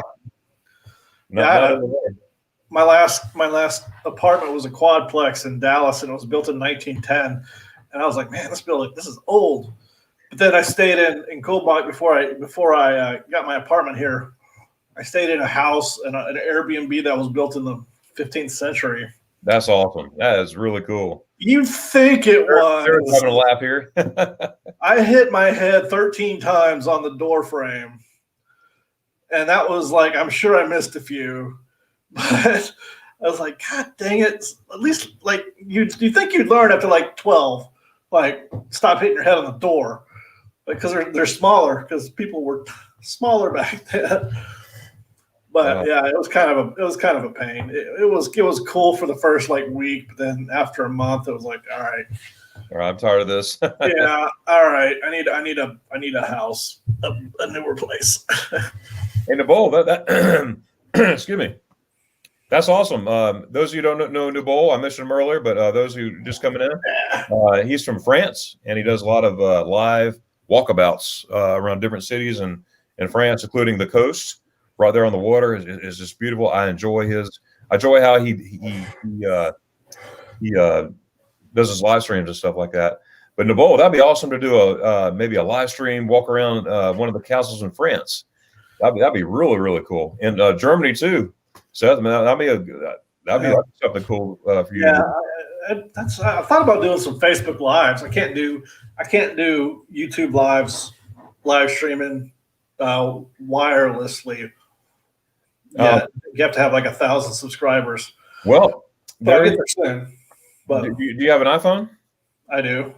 Okay, you could just go to Safari, and then put in StreamYard. You could do it on StreamYard. Really? Yeah. It doesn't matter whether you're. Oh, that's interesting. Yeah, you have one subscriber, and you're able to do that. So, interesting. Yeah, I did that. I tried it once. Somebody told me about it, and I finally tried it, and it worked. I did a live stream on it. In fact, I did 2 live streams on it. Come to think of it. So yeah, try it out. Problem is, yeah, I need to get I gotta get a new phone. So I've still got my American iPhone, but I don't. I only use the Wi-Fi. I shut off the data because it was costing me like $400 a month. Ooh, and I've got a German phone. Well, I've got this Chinese phone that I bought on Amazon for like €50 and put a prepaid card in it. And it's the biggest pile of dog crap phone I've ever had in my life. Really? Like, you really get what you pay for. I mean, it's a €50 phone. Yeah. So I was like, and I can't get a contract yet because I'm still waiting on my resident permit to get here. So they won't let me get a contract until I get the residency permit. So really? there are all these little things you learn about when you live here, like when you're an immigrant, that you can't do. A lot of bureaucracy for sure. Yeah. Johnny, I'm glad you're here. Johnny's out in the Midwest. She's in Missouri. She is our nurse. She's been doing that for many, many, many years, and she is an awesome person. Nice. Her and Vanderella and everything. Service. Stay safe. And I tell you something, Johnny, she knows her stuff. She's into RV or living in vans. I mean, she has a house, but she has a van that she redid and everything. And she actually cut the inside of the van to put a window in there. I mean, like it's nothing. She's like, Wow. done, everything. She knows her stuff. And I personally would be, first of all, okay, who can I hire to do this? I'm gonna mess this thing up. But she made it look so easy. So that's awesome. So that's another one, Seth. If you go in there and check her out as well, Johnny's Journey. I follow a number of like travel vloggers, people who have been, and that's kind of how I got my start. They Texas, yeah, another Red River joke. That's funny. That's funny. Well, the next hill I see in Oklahoma will be the first one. So I follow a bunch of like full-time travel vloggers, a bunch of like 3 or 4, because that was my first intention. Was like, okay, I'm gonna travel full-time. I think this would be awesome. I've got the money saved up. I can do this for a year. It'd be fun.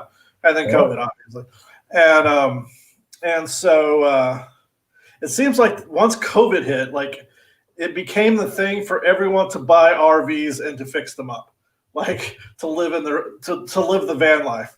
Like I swear, every one of them did that. It's kind of fun. At least the ones in America. Like, oh, I guess that's because that's really the only way you can travel. But it was just funny to see everyone buying RVs at the same time. Oh yeah, people buying ambulances and yeah. redo them. Our friend Paula for Van Vita, she single mom. She's an empty nester now. So she decided, you know what, I'm going to buy me a van. Well, she found an ambulance, and she's from Canada, and she's been converting that thing the last year and a half, and it looks pretty cool. That's awesome. Oh, Paul, good deal. Paul, how's it going? Paul's over there in England. So, Paul, cross. Good day, mate. Oh wait, that's Australia. Just kidding. Oh, I was like, what? Tommy, new picture of that in your neck of the woods is quite impressive. Oh wow, yes. Gotta find out more about that for sure. Hey, he's going to be on our group trip in September. Nice. What part of France do you live in, Naboul? Saint. Funny to add. Like, didn't you have to wait? I don't want to misspeak. So I'm sure he'll answer that in the chat for sure. Hellos. Okay, Chatu. Okay, Chateau de Chambord. Built in the 16th century. Hey, you got a pretty good French dialect there. Chateau de Chambord? No, I don't. Okay, that's cool. That's south, right? That's south. I love France. Like I said, like Paris is my first choice, but I love Germany. But right, Paris is my first choice. I've been told it's a dirty city, but like, man, but it's a good kind of dirty. It's like a good kind of dirty. Yeah, it has the smell. Like Paris has this, like New York has a smell. Let me ask you this. I'm sorry, I didn't mean to interrupt. Go ahead. No, you're fine. Have you ever been to Garmisch yet? I have not been to Garmisch. Oh my goodness, that's my home base. Between there and Schweinfurt, those two places are my home base. I thought about going to the German Alps. I think. Hey, bye, Sarah. I think that would be. Oh, Sarah's leaving. Yeah. Bye, Sarah. Thank you so much for stopping by, and we'll see you soon. Everybody, check out Sarah at Bay to Bayern, and she's got some awesome content. And on top of that, she's an awesome person, and she has a dog named Paco, and Pancho, and he's a pretty cool dog. But yeah, I was hold on, sorry. I was thinking about going to somebody recommended going to the German Alps in winter would be pretty cool. I might wait till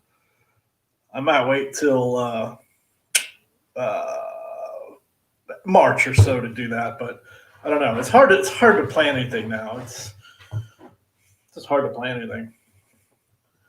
Right. I live like 2 hours from Munich, and I still haven't been there.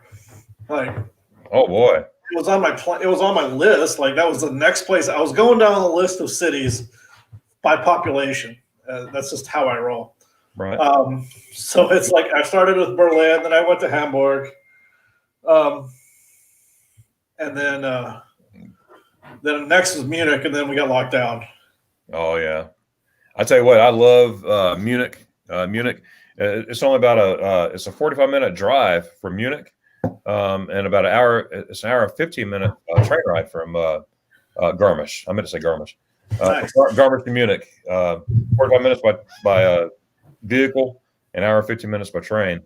And when I go, to different places, Oktoberfest or whatever I'm doing, I stay in Garmisch and just take the train there. And I love the train system over there. The public transportation. I mean, it's a beautiful thing. And Nabol, you're right. Yeah, moms are surprising. Awesome. Your mom's jumped on yours as well. Rachel changed her name too. Used to be Rachel Loves Disney. Now it's Rachel's Adventures. Good morning. She was up late last night too on a live with me. I was on Kenneth's Fordman, aka Kenneth's channel last night. Nice. You could spend a lot of time doing live streams. Oh, absolutely. And 2 years ago I went doing this stuff. I mean, yeah, I watched live streams every once in a while, but I didn't. But especially with all this, you're stuck.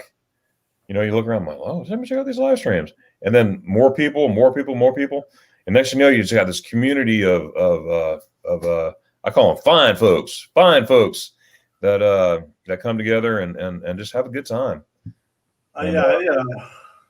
Really, the only one I watched was Nick Nimmin does one on Saturdays or Sundays to learn more YouTube related stuff. I call it work related stuff. What's the name of that channel? Nick Nimmin, Nimmen. He does. He's like a YouTube guy, like how to make it on YouTube and stuff like that. Gotcha. But there's always a couple of tidbits of knowledge that you can pick up that you didn't know before. I try to do, like, if I could do this full time, I would. Right. But so I try to watch some combination of like a YouTube person like that who knows YouTube in and out. Then I try to watch some like photography and videography people every day to get the inspiration, the artistic part of it. I love those shots you made in that video. You're walking around a park. How those ducks in there. That looks pretty cool. Yeah, thanks. That's just trying to. You gotta use your photography muscles like you use any other muscle, or you'll lose it.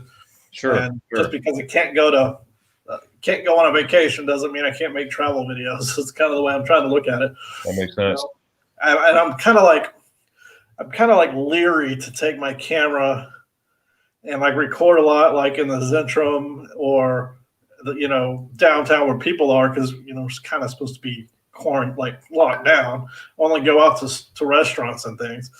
So, or not to restaurants, to like the store and like stuff like that. So I try to not do it around people. So that kind of leaves just like going on walks, like in nature walks and stuff. It's pretty much everything closed over there besides the grocery stores and. Yeah, you got grocery stores are open, druggery, drug stores are open, apothecas. Apothecas. Yeah, you got the restaurants are open to go to take away, but everything else is closed. All the other stores are closed, and they've just extended it to the end of January. So, and I think they limited it, and it's even more strict in I think higher risk areas. There's something about not being able to travel more than 15 kilometers from where you. I don't know all that part because it doesn't really apply to us. But yeah, they've gotten pretty strict. Wow. Yeah, Blaine here saying here, yes, we're going to do a live stream when we go to Helen for Spaghetti House. Yes, at the Helen, Georgia, there's it's about 3.5 hours or 3 hours and 1 minute for me actually. Helen is built like a Bavarian town in Germany, and they did such a good job. I mean, you would think that you're in Germany in the south, and Well, I found out there's a German ice cream shop there, and they had spaghetti ice. So I There went. you go. Oh yeah, it was good stuff. Now you're not gonna find the taste over here because as well you know the taste is different. Everything is fresh in Germany. There's no preservatives, Right. and it makes a huge difference. You know the fresh cream and whatnot. But the ambience of having the spaghetti ice was awesome. I took my family to Helen back in October, and I started out to do. I'm going to just do a 3-part series on it, a 3-week series on Helen, Georgia, on our trip there. It turned out to be 5. Oh, wow. I went there the next week. Literally a week later, I found out one of my YouTuber friends, one of my subscribers, was going to be in Helen. So I was, finding out where she was staying. She heard her husband stayed in the same hotels I did. Well, anyways, I drove there, didn't tell her I was coming, and I surprised her. And that was in the 4th video. And all I asked was, excuse me, do you have any great coupon? Now I'm a mask on and everything. I probably look like a creeper. But she screamed like you got to see it. Make sure you turn your volume down unless you want to loud. Because but it was awesome to do that, surprise her. So that was number 4. And then I found out that about the ice cream shop there, that they were having the spaghetti ice machine coming in the following week. I'm like, are you serious? So Veterans Day, I took the kids. We're driving to Helen and everything. Because I'm on the terminal. I'm gonna get some spaghetti ice. I said, you know what? I better call because of Veterans Day and see if they're open. Well, I called and the guy answered the phone and everything. I said, hey, are you open by any chance tomorrow? No. And I said, oh, really? He goes, well, what's going on? I said, well, I was coming to get some spaghetti ice, but you're closed. That's okay. He goes, you're on your way to Helen? I said, yeah, I am. And he goes, wow, yeah, it's Veterans Day and we're closed. He goes, are you a veteran? I said, yes, I am. United States Army. He goes, so am I. I'm a retired helicopter pilot. And we started talking. I'm like, man, that's awesome. He goes, I'll tell you what time you want to be here tomorrow? I said, squeeze me? He goes, what time are you going to be here tomorrow? We'll get you some spaghetti ice. I said, no, please don't open because of me. I mean, I was emphatic about it. Look, I appreciate that, but I don't want you to open up for me. No. He goes, and he asked me, he goes, what time you want to come? I said, noon. He goes, okay, we'll see you at noon. Well, we get there and he had the open sign on. Well, when I got there, he turned it off and then locked the door. And it was myself and my 2 kids. And not only did we have spaghetti ice, but we got to watch it being made and everything. And that's cool. And his wife is German. So we had a ball. We stayed there about 2 hours, sitting there eating spaghetti ice, talking, having a good old time. So anyone out there in the sound of my voice ever go to Helen, Georgia, maybe make sure you go to Das Ice Cream. Das Ice Cream. Das Ice Cream. And oh, it is so good. I have they have a Facebook group page as well. And it is just really neat. And that's what Blaine's talking about. We want to go there to Helen and possibly make a number 6. We'll do a live stream from that ice cream shop. And nice. That's gonna be really neat. This is Nick P. He's up in Minnesota. Hey, Darren, I'm working, so I'll listen, but I can't wait for spaghetti ice in the spring. You know what I'm talking about. Yes, I do, buddy. Absolutely. And that's going to work out great for you. Nick, he works for the Postal Service. He's a postman. And not only that, but he's the best postman in the world. So we got time here about content. That's one I would definitely watch. That's right. That's right. Oh, my. I hope things are open in spring, but I'm not optimistic. Yeah, I think it's going to be summer or late fall before. Now, are they talking about any talks out about vaccinating folks over there yet? I think they've started. Have they? Yeah, but I think they're doing the at risk and like the healthcare workers. I haven't really been following, but I know it's been going a lot slower than they would like it to have gone. Like everything, like everywhere else, I think. Here's a question for you, Seth. I have not had spaghetti eyes. I lived here 4 years, and now I was in Bamberg, and there were 473 ice places, and I never had one. I didn't even get any ice cream when I was there. I'm not big on ice cream anyway, but yeah, Me either. I've never had spaghetti ice. Like, I've seen it, I just never had it. I need to try it now. Now I have to have it. Now I'm gonna definitely try it. That's right. That'd be cool to make a video on that too, on spaghetti ice. You'll be surprised. Oh, I will. I've got that's on my list. That one video. I don't remember which one, but you're walking by an ice cafe, and that's the ice cafe I go to in Bamberg. It was the Bamberg one. Yeah, I think that was probably the one where that was probably like the why I left video. That's it. Yeah, that was it. Yeah, I did another Bamberg. I did another Bamberg video, but I didn't post it. I posted it on the old version of the channel, but I didn't post it on the new one. I didn't like it very much. Oh, just go to my name, Darren Glover, and boom, right there. I think we're connected on Skype. Vera, she wants to learn English, and I want to learn German. So she's like, please talk the English to me. And so absolutely, we'll make that happen some more. For the record, I was doing it before COVID. Yeah, there you go. That's very. Oh yeah, I know. I wasn't saying anything. I think it's a cool niche.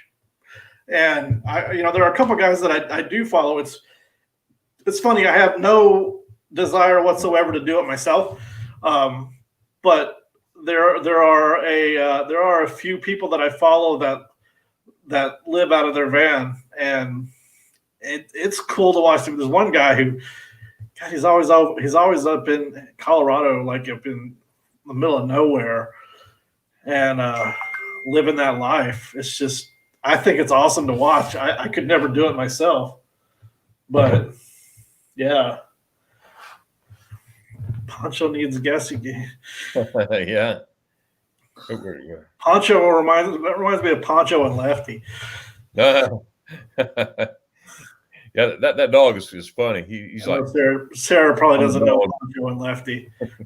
My Oklahoma boy will, though. Paris is dirty, but it's dirty in a good way. Like, it's like New York. It's like if it smelled like roses, it wouldn't be Paris. Same with Berlin. Berlin has its own smell. Oh man, I love Berlin. I tell you what, driving in Paris, I will never drive in Paris again. Never. Oh yeah, I would never do that. I did it once and once only, and that was It was June 2019. That's when it was my wife and I went, and it was my wife and I and 3 other couples, and we had an apartment in France, the same neighborhood that Walter's World they stay in, and anyways, that's how I found that apartment, and but there was no parking whatsoever, so I had to drop everybody off. I mean, cars were so close to me. I mean, razor thin close to me. Oh yeah, and it's a wonder I didn't get hit. My vehicle didn't get scratched. We had a van; it didn't get scratched or anything. It was a 6-speed van in Paris. Imagine that. Yeah, I saw the standard. Oh my goodness! But it took me 2.5 hours to find a parking spot. Oh my God! And you spend trying not to get hit. It's like whoa, And I ended up parking 18 stories down below one of the buildings. Oh my gosh! The parking areas, 18 stories, and it was rough. And then I got caught in the what do you call it? The roundabout there, the big one, like in European Vacation. Exactly. And I was on the very, very end, but I didn't stay as long as Griswold did. I was like, you know what? Hold on, guys. I've been driving in Paris for 2 days, and my last words were, "Watch this." I was beeping the horn. Get out of the way! Get out of the way! It was quite. I can't never recreate how it was, but it was funny. Everybody was dying laughing. I was dying laughing, and I was like, I had the accent. Get out of the way right now! The only time I came close to driving to Paris was the first time I went, and we were coming from Bitburg, and we drove to Disneyland Paris and parked there, and then took the train in from there.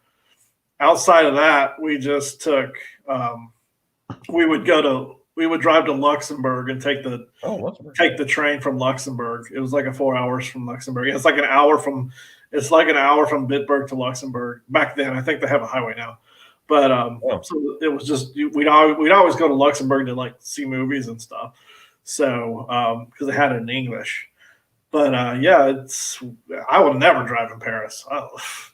Ever. Oh, nix 980 Bahnhofs, bitte. Yeah. Not me. No, sir. Nick, I haven't received those yet. Now, with that being said, I haven't been to the post office or to my box in like 2 days. But I will get there today and check for sure. And Nick, I appreciate those postcards. Nick, he travels all over the place. He just went on a quadrillion mile trip, over 9,000 miles road trip. From where? In the States. Wow. And he spent like 30 plus days. Just 9,000 miles. Oh yeah. Nick, go ahead and put the number of miles. I can't stand people who misspeak just because they pull something out of the air. You know what I mean? I'm not afraid to say, you know what? I don't know. Let me check my references. You know, people that pull stuff out of the air, that just drives me nuts. That's why I try to be so careful. What I say is actual fact, you know, the best of my knowledge. So I don't want to say 9,223 miles when it's 9,224 miles. You know what I mean? Right. Nabol, I'm not far from Canes, not Cons. Okay, I know where Nice is in Monaco. Oh, no, okay. Yeah. Hey, Katie. I want to go to the welcome in, Katie. Monaco GP, man. That is on my list of things to do. I will do a vlog on the Monaco GP. Oh, that'd be awesome. Yeah, I will be there. I will go there eventually. Oh. I've gotten really into Formula One, like since I've been here. I don't know. I've gotten into a lot of things like soccer. Katie, glad you're here. Katie's an awesome supporter, and she is just really neat when she pops in and says hello. So appreciate that. Lori, got some hellos there. And okay, did you visit the Salzburg? No, I haven't. Are you talking about the? Wait a minute. Look. Now I've been all over Garmisch, done a lot of stuff in Garmisch. I'm trying to think the Salzburg. I'm going to say I'm not sure. I've been to Salzburg before, but that's not in Garmisch. Let's see. Ann, is Ann on? I'm going to write this down, and I'm going to find out if I've been there. Bergwerk. Okay. This is my reference pad. Stuff I don't know, I'll go back and I reference. So I guess I can't show you. I don't have screen sharing, but I have my. Let me see. I keep my notes on whenever I think of a video idea. I have my notes in iPad or in my iPhone with my video ideas. That's awesome. There's a question for you, an actually good question. I don't know the answer. I hope so. I'd get it tomorrow if it helped end this thing sooner. Yeah, and you're a student, so yeah. I'm not high risk or anything. So, but I assume I'll be able to get it through my healthcare. I have healthcare. And that one part of the requirements, you have to buy into the healthcare, or well, yeah. If you're under 28, you can get the public, or I think it's 28. I could be wrong. It could be a little. It could be 30. I can't remember. You can buy into the public, but I'm over whatever the age it was. I can't remember. So I had to get private insurance, and it cost me man, I'm going to go broke. It cost me like 68 euros a month for healthcare. You can't beat that. Now, like I didn't have insurance for like 3 years because it was like $600 a month in the States, and I never go to the doctor, and I never get sick, knock on wood. And so I was like, why am I paying this? I'll never meet my $10,000 deductible. Wow. So I might as well just pay for it when I have to go. Now, can you get dual? Can you get public and private? Maybe. I don't know. I couldn't, but and that may have just been with my visa. I don't know, but I really don't know. I've got to do more research into the health insurance issue, but yeah. And what I really have is kind of like it's extended travel insurance, but it covers everything that health insurance does. That's what I had to get without having my residency permit yet. I think once I get the permit, I can get actual like health insurance, which I don't know why it matters. I get the same exact coverage, but right. Now, also, one of the requirements too that I understand through one of your videos and Sarah's videos too, you have to have a bank account. Proving you have to have a blocked account. Well, so you have to be able to prove the ability to support yourself. One of the ways to do that is through the use of a blocked account. So basically, and the number changes every year. I think this year it was something like it was like 10,250 euros or something like that. I don't know the exact number, but it's something like that. So you have to deposit this money into this account, and then when you apply for your visa or for your residency permit, you show them the documentation of it, and then once you get here, you file the paperwork with your new bank account information, and then they send you like 853 euros per month to that I guess you're supposed to live on. But I will. My plan is just to keep it in the bank account if I can, and not touch it, so I can have it again for the next year, because I don't really need it. I still make money, and I've got some sponsors coming for my channel. So good. Yeah, I'll start. I think but that comes with its own, and everything comes with its own issues. Like, so I have to register for a freelancer as a freelancer to pay freelancer taxes here. And so I've had to figure out how to go for that so that I can't say who the sponsor is yet, but so I can get paid by the sponsor. And so it's like it's just like it's one big learning experience. Everything moving and all this is like one big learning experience. It's kind of fun, but it's kind of stressful too. Right. Tommy, he says, we'd love to see more slice of life, small town life, and senior videos from Germany as opposed to big town syndrome stuff, which is a staple on YouTube. Yeah, it is. It is for sure. I mean, it's a staple for a reason. Right. To get views. But yeah, I'm definitely planning on doing more videos. I was going to do one this weekend, a walk and talk vlog style. I may record tomorrow, but it's like the high today was like -2. So I'm like, yeah, I don't really feel like it now. I had to walk to the grocery store already. It's like, I don't really want to get out any more than that. Hey, Mary Ellen, how's it going there? Yeah, Helen George is pretty awesome. Yeah, once you go there, you'll be back for sure. Thanks for popping by. No doubt about it. Yeah, I love to visit Helen there. Looking forward to being able to get to Atlanta again. Right down the road. I haven't been to Atlanta. Well, that's not true. I haven't had a layover in Atlanta, like an overnight layover. I think we went to the Coca-Cola place, the Coca-Cola Museum, I think. Yeah, I haven't been there. It's pretty cool. It's been years since I've been there. Not Atlanta, but to the Coca-Cola Museum in Atlanta. I go to Atlanta quite not often, but Once it's over, I'll be in Atlanta all the time because I'll be on a plane. I follow Evan Ramft as a photography vlogger or YouTuber out of Atlanta. He does some fantastic work. So you got Paul. Oh, Paul, does spaghetti eyes come in different flavors? Yes, sir. There is an array of different flavors of spaghetti eyes. All types. My favorite is the original with the strawberry topping, but you got blueberry topping, you got blackberry topping, you have like a butterscotch topping, all kinds of different fruit flavors and everything. Yes. As a matter of fact, in one of my spaghetti ice videos, I have a playlist for spaghetti ice.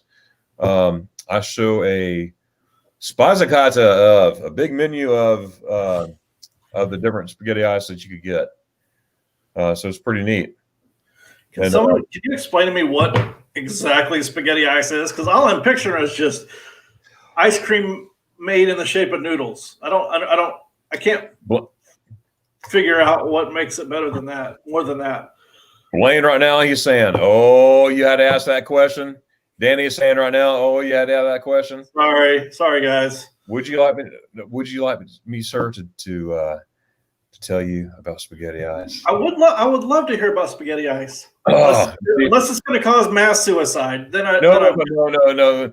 It won't cause that. That's for sure. It'll cause you want to live when you're done. You're like, man, I got to get some of this stuff. Anyways, okay. Now there's got some interaction involved when I go through this. So make sure you follow along. Okay. All right. As you know, in Germany, everything is fresh. All right. Can you say fresh? Fresh. Fresh. Fresh. It's fresh. There you go. It's fresh. First of all, they take this big blob of fresh, I say, cream right out of the cow, and they put it on the plate, nice chilled plate or a bowl, and this is the foundation. Can you say foundation? Foundation. Foundation of the spaghetti ice. Okay. All right. You got your foundation. All right. Next, you need some ice cream, right? Okay. So they take this press. It's a potato press or even a special press, noodle press, whatever, potato press, and you put your ice cream. You dip your fresh. Can you say fresh? Yeah, fresh ice cream. This is interactive, I guess. Yes. This fresh ice cream that's so fresh because there's no preservatives in the ice cream. That's what makes it so fresh and makes it so good and makes it so tasty. Tasty. And then they put it in this press. There's either a press or there's a machine. I like using the press or the machine, but you press it or press the button, whichever you're using, and this streams of ice cream pasta comes out, and you got your spaghetti. So this is on top of this fresh cream straight out of the cow now. So right? It's just cream. It's not like sweetened or anything. It's fresh. It's mooing. It's in there. Okay. I mean, it's so. I cannot tell you the freshness of this thing. All right. So then you need your spaghetti sauce, right? What am I going to use for spaghetti ice? Strawberries. That makes sense. You take your strawberries. They're all crushed up, and not just regular strawberries. Freshly grown strawberries straight from the ground in Deutschland. Fresh strawberries that taste so good. Nothing added, all organic.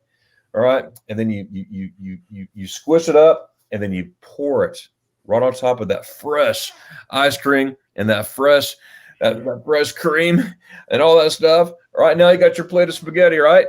What else do you need? You need cheese. All right. So what are we going to use for cheese? Now, we're not going to put cheese on ice cream, right? We're going to get some Weiss Chocolate, white chocolate. All right. You put your white chocolate and you cut up your white chocolate. All right. And there's your cheese. All right. So you got your fresh cream. You got your ice cream that looks like spaghetti. You got your spaghetti sauce, which is strawberry.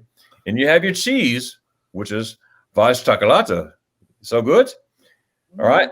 So, what else do you need? Garlic bread. That's what this thing goes. You have to have garlic bread with your spaghetti ice. What am I going to use for garlic bread? How about a nice wafer, either a plain vanilla wafer or a wafer with chocolate and vanilla on each side. And you stick it in like this. Now, take your hand like this. You got your toast and stick it in the ice cream. Oh, you just stick it in there, right? And then sometimes depends on the ice cafe, they put 2 wafers in there. Oh, that's the life right there. Oh man. So now here's the thing. Now where's my thick spoon here? Once you eat your spaghetti ice, you're gonna be toast. You're gonna be like, that Darren told me about this, but I didn't think this was what it was. But you say, this is something else. Now, this is a normal person is this, okay? This is good, right? No, it's not going to be that way with spaghetti ice. You're going to take your spoon, you're going to put it in, and it's going to make your lips go. You're going to go again. And that, sir, is a rendition of spaghetti ice. And scene. My friend. And now, hear me out. Hear me out. Okay. Hot fudge. Ooh, that would taste good on that. With the strawberry. You can't forget the strawberries. That's right. Hot fudge. Fresh. Everything makes hot fudge. Hot fudge makes everything better. Oh, but man. I haven't been able to find hot fudge here. I haven't really looked, to be honest. But it's always like chocolate syrup. I haven't noticed that either. But most of the gelato shops there, the ice shops, they have like I think it's 90% cocoa. There's a little sign in the gelato, 90% cocoa, which is phenomenal. I mean, it is awesome. Oh, and here's look here. Look, we hit on the spot there. Classic spaghetti ice, vanilla ice cream, strawberry sauce, and white chocolate. Absolutely. I mean, yeah, I don't think I've ever gotten anything like I like ice cream here. I've gotten gelato. I don't think I've ever gotten any kind of. I sure will. I don't think I've ever gotten any kind of like sundae or anything here. I don't think I have. I think about it. Well, no, I guess all the ice cafes are closed right now. I would assume it's cold. Yeah. I haven't seen one open, but I haven't really looked. I know we have one. I know there's one down on the Zentrum. Now look here. Now I said 9,093 a minute ago. So all right, now here's Nick. 9,293. So I was pretty close. I assume Nick has a channel. Did he create videos for these? No, not yet. But what I'm assuming, I believe he's going to. He does have a channel. Yes, he does. But he's going to be putting more videos. I'm sorry, Nick. Yes, he does have a channel. So check out his channel. He loves trains and of course travel and bridges, and I love all that stuff too. So yes, he does. I know 3 Nicks, and yeah, he definitely does have a channel. Please check him out. Let's see here. Neighbors are going crazy. Hey, Kelly. Okay, this is Kelly on Johnny's phone. Okay. All right. Hey, Kelly, hope you're doing well. Are you finished with your school yet? I know you're pretty close. I know you had your last exam. Kelly's becoming a nurse as well. So we wish you the best, Kelly, a.k.a. Venderella. So you got Johnny's Journey, and then you have Venderella. That's 2 in 1 right there. Why do I know that name? Maybe you've seen it in the pop-ups. Maybe it's a play off another name that I think I might know.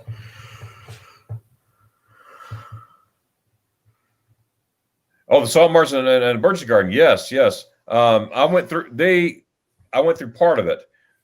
When I was there, they had some kind of problem, and you couldn't finish it. Yeah, we had to stop, get out, and walk back up. So yes, I can say I've been there, but not all the way through. But I'll definitely do that. Probably when I take my family in December to Germany.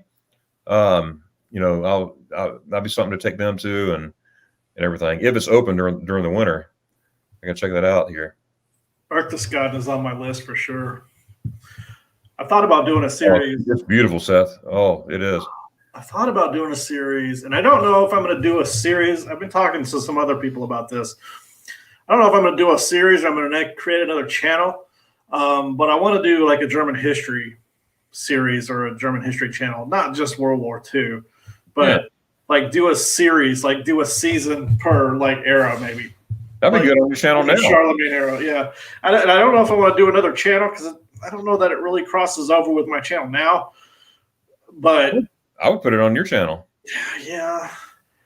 And I've thought about doing, so I follow this podcaster who history of World War II podcaster, and he's been going for like 4 years, and he does a deep dive into the war, not from the whole war. Sure. Man, my neighbors are doing construction or something. But and he'll spend, hold on a second. Can you hear that? Probably can't. No, the neighbors are doing construction. I'm trying to record here, guys. But he'll spend like 2 months on the Battle of Iwo Jima. I mean, he like does a deep dive into things. I think that could be interesting, but I just don't know that, and I don't want to like I concentrated pretty much exclusively on 20th century history in my degree, and I'm kind of obsessed with it, but I just don't know that. I love history. I just don't know that I want to add that to my channel. Anything I think Germany, especially German history, I think would do well. I would watch it. I would if it came up on your channel, I surely would watch it. I mean, so if you look at my analytics, like 60% of my viewers are from Germany are in Germany. I don't know if they're necessarily German, but they're in Germany, which, I mean, if you go back even farther, the percentage goes up, which I found shocking because I didn't start my channel with that intent. I started my channel, to reach Americans who are interested in doing what I do or what I did. And it turns out like Germans love to hear you talk about their country. Like, yes. I've never, I honestly, I can tell you right now, I don't think I've ever watched a video about someone talking about things in America, like culture shocks in America. I've never sat and watched a video like that. It doesn't interest me. But I do find it very interesting that the Germans, that they really do like to hear you talk about their country and like things you like about it. They like to hear that. Right. Absolutely. Blaine here, he's hooking you up here again as well. Here's Seth's channel. So those out there, check out Seth, and if you like his content, definitely hit subscribe, hit that like, subscribe, and also the bell, notification bell, for all his future content. And you as well. Thanks, Katie. Look here. Thanks for sharing the link, and nice to meet you, Seth. I'll check out your video. Katie's awesome. She's an awesome supporter. She's always there. And I always appreciate when she drops by. I appreciate when everybody drops by. It's just awesome. Oh, okay, that's where I got confused. Okay, no worries, Ann. No worries at all. Now I've been to Berchtesgaden many times, but I'm still going to check out the Salzburg book. I got to check that out, see what that's about. So I've been to a lot of places in Berchtesgaden, and I love her. One of my favorite ice cafes in Berchtesgaden, and that's pretty awesome. I know.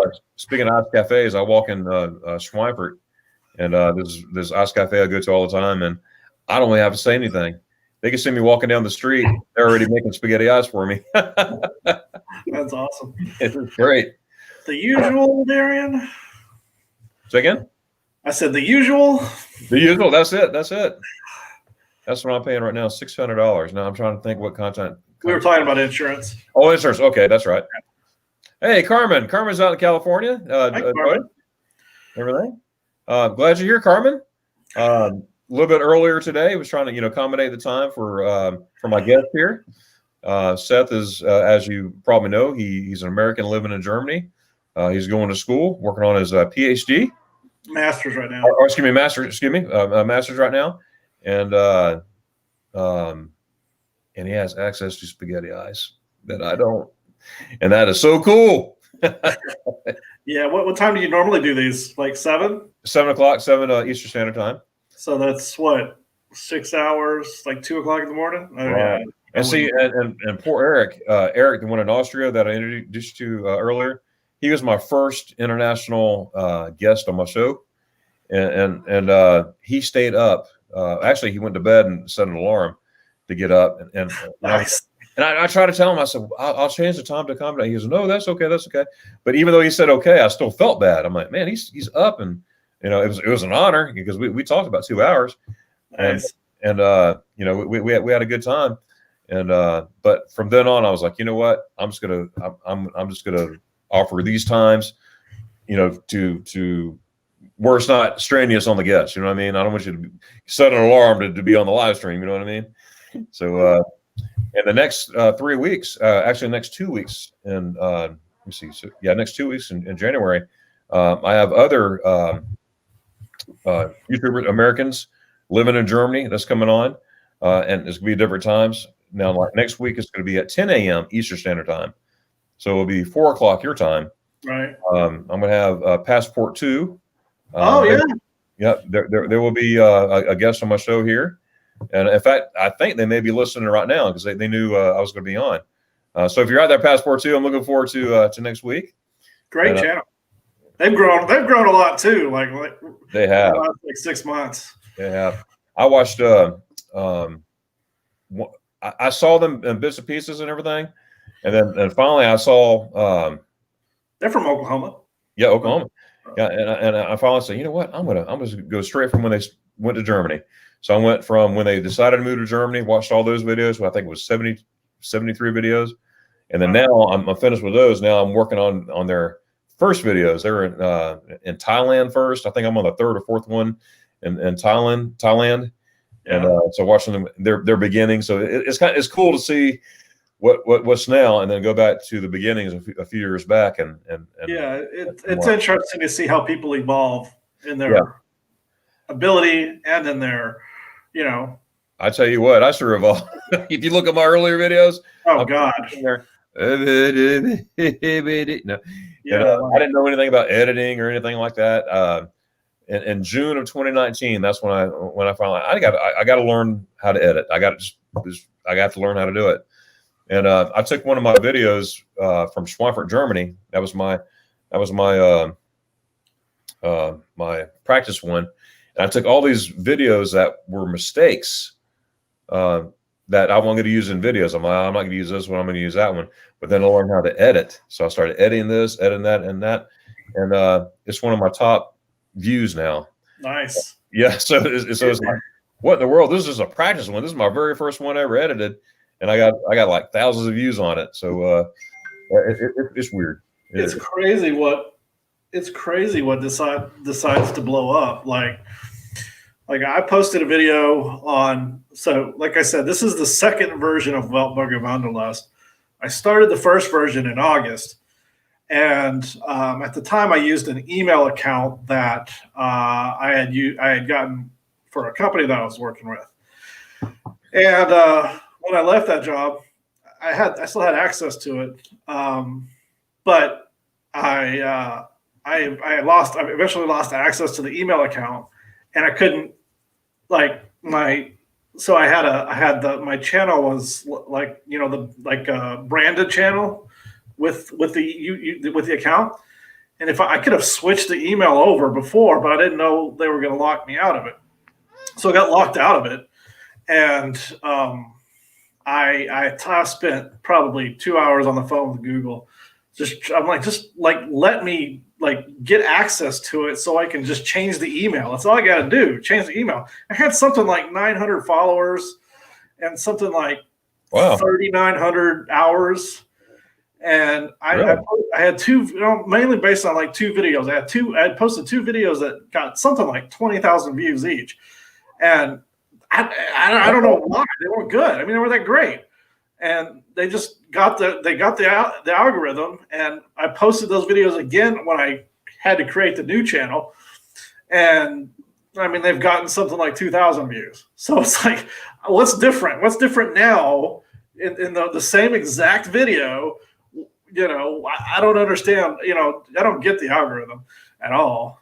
But yeah, it's a month on its own. Yeah, and then I'll have a video that, you know, I did that why I left video, and I had no plans that day to record, or like I didn't have anything planned to say or anything. I just recorded, and then I walked around and I made some cinematic video, and that's gotten something like 12,000 views. And then I'll sit and plan out a video. Like I'm like, okay, this video is gonna be great. I've got all these plans. I've planned out my script. I've got my shooting, what the shots I want to take, and it'll get like 500 views. And I'm like, I don't understand what, you know. Crazy, isn't it? So yeah, it's crazy how it works. Very. Yeah, Tommy, talk about the salt mines here. Visiting them as a kid, he remembers visiting them as a kid, sliding down the slide. Oh yeah, yeah. I didn't do it when I was a kid, but it was fun until they stopped us. Nick says New Ulm, Minnesota is another great American German city. Yes, it is. As a matter of fact, my buddy Nick here, Nick P, he found this is a American German city, as you can see here, New Ulm, Minnesota. He found an ice cafe that has guess what, spaghetti ice, and he did a live video for me. I don't remember, was it live? Yeah, it was live. Of eating spaghetti ice there, and my mouth was watering like nuts. But, hey, give me a second. I got to take this sweatshirt off. No problem at all. Yes, Vera. If you look under my name, Darren, and then I think Doc Glover, whatever, you'll see my picture, and you can't miss it. You can't miss it at all.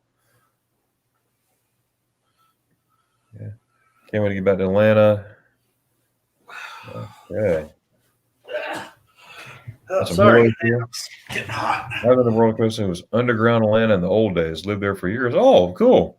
So when did you live there, Mary? Carmen saying hi to everybody. Oh, Griswold, he knows about the fresh.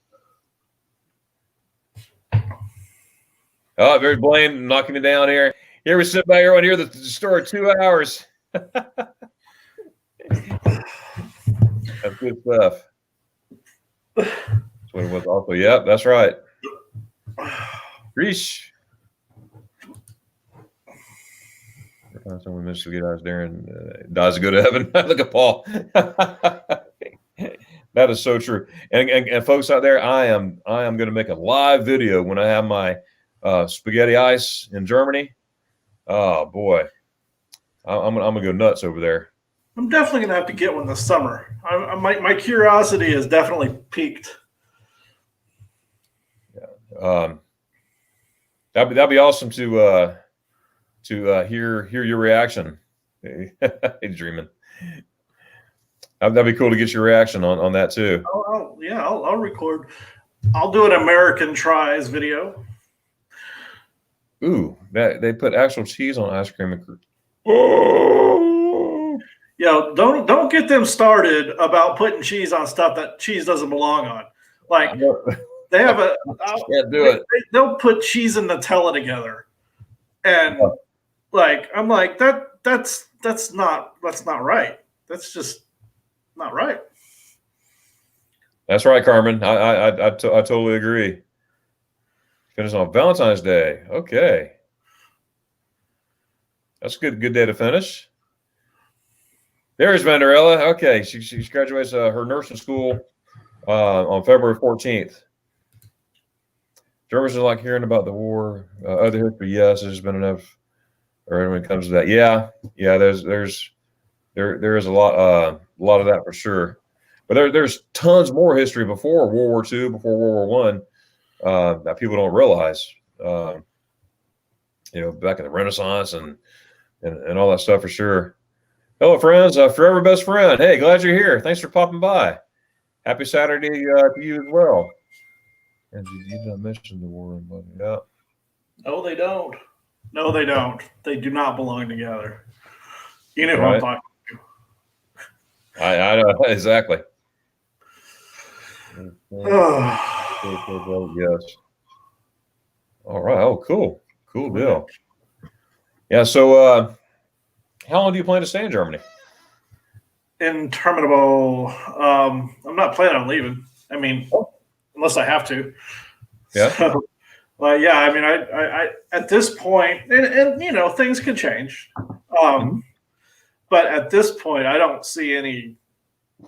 I don't see any reason to come back. I don't like the current political climate. I don't like lack of access to healthcare. I'm not getting younger. So it's just kind of like I don't have any reason to come. I miss my parents and I miss my family, but they can come visit me. I can come visit them. I'm not saying I won't go visit, but I don't have any reason to move back anytime soon. Right. Ask me that question again in 5 years, maybe. 5 years, I have a different answer, but right.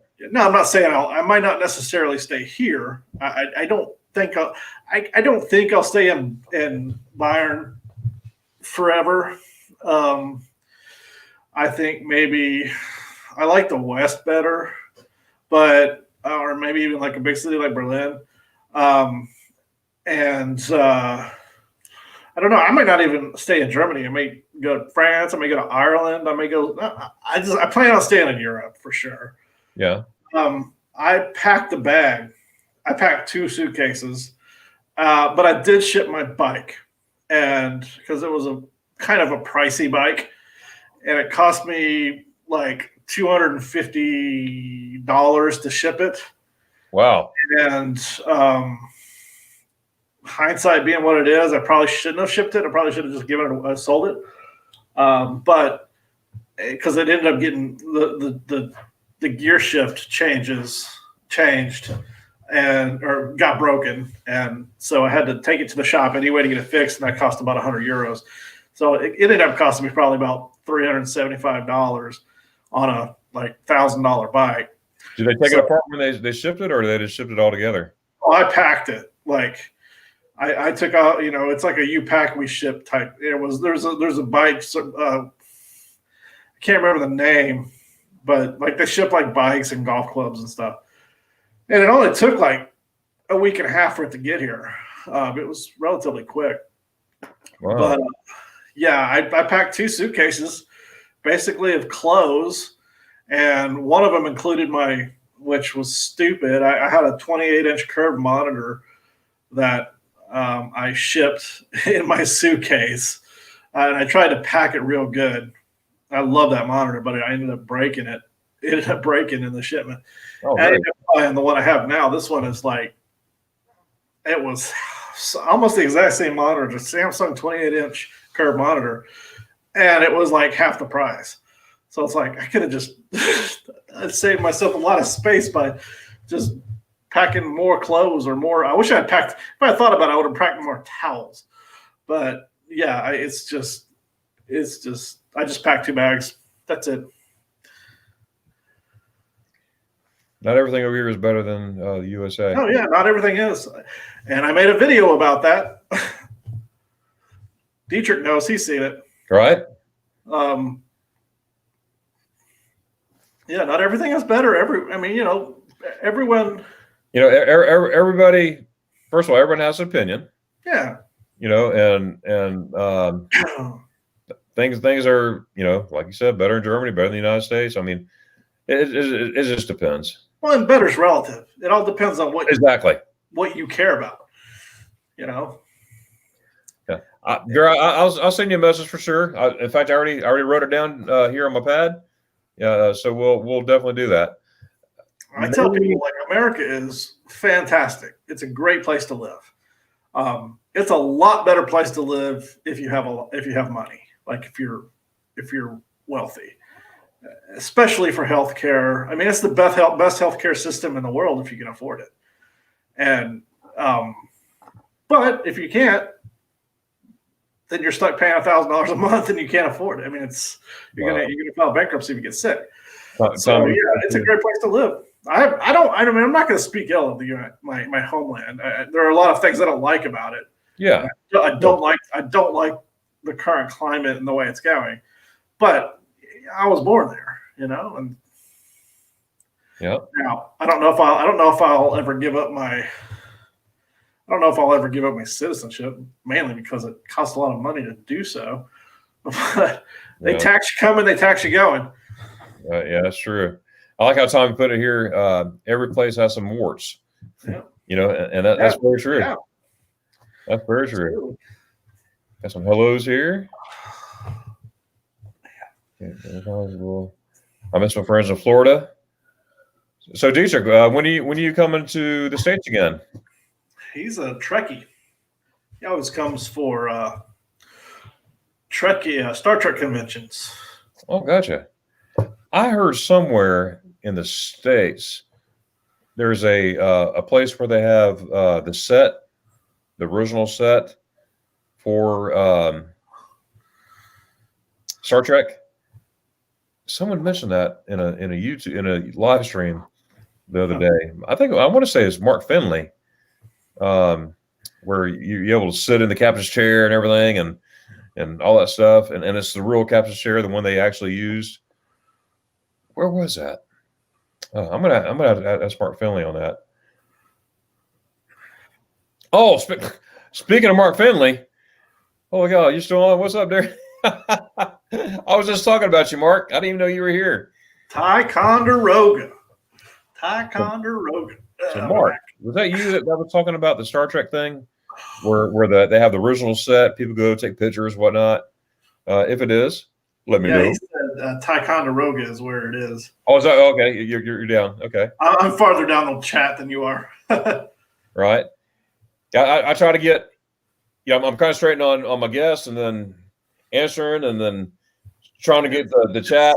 It's hard. It's a lot to pay attention to. Yeah, that's right. That's right. If I go to Germany, I'll probably pick some tools from Kennepex. What is Kennepex? I don't know. I gotta find out what that is, Paul. And if I could, and where if I could, okay. How I was running sound for Memorial Service Day, so I couldn't get there earlier. That's right. Yeah, Mark told me he was gonna be at a memorial service today. Mark, guess what? Mark and Seth. Mark, I want to introduce you to Seth. Seth, I want to introduce you to Mark. Hi, Mark. Both from Dallas. Hey. In fact, I'll be at Mark's house in a couple of weeks. I'm flying out to Dallas. Spend a couple of days out there with him. What part of Dallas? The Metroplex or the city? I'll let Mark answer that one.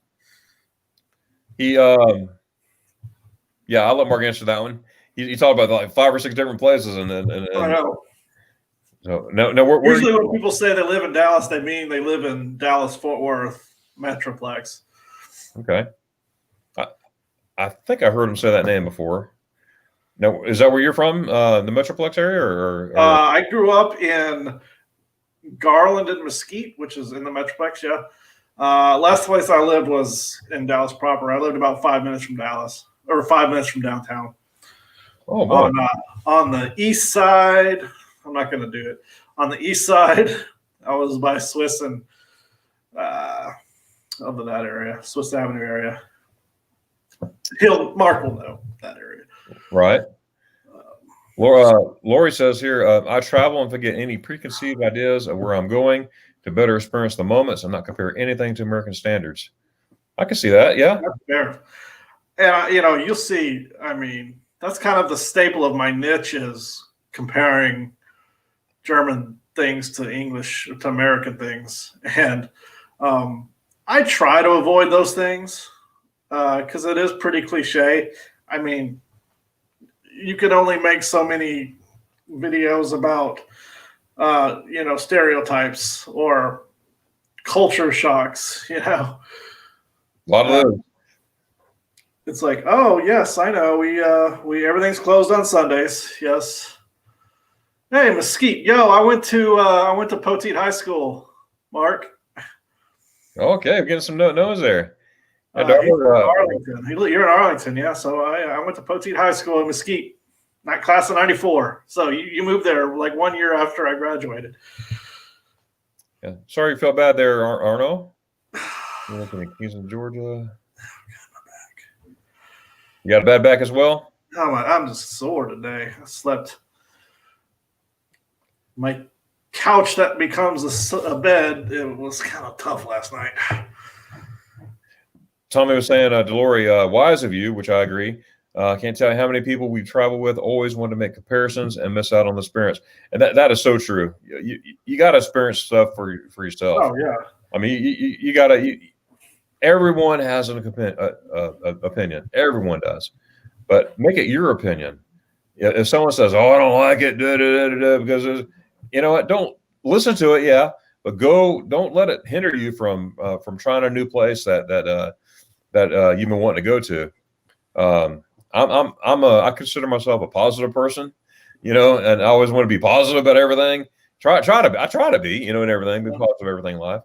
But you got to experience that for yourself, and I'm sure most of y'all agree with that for sure.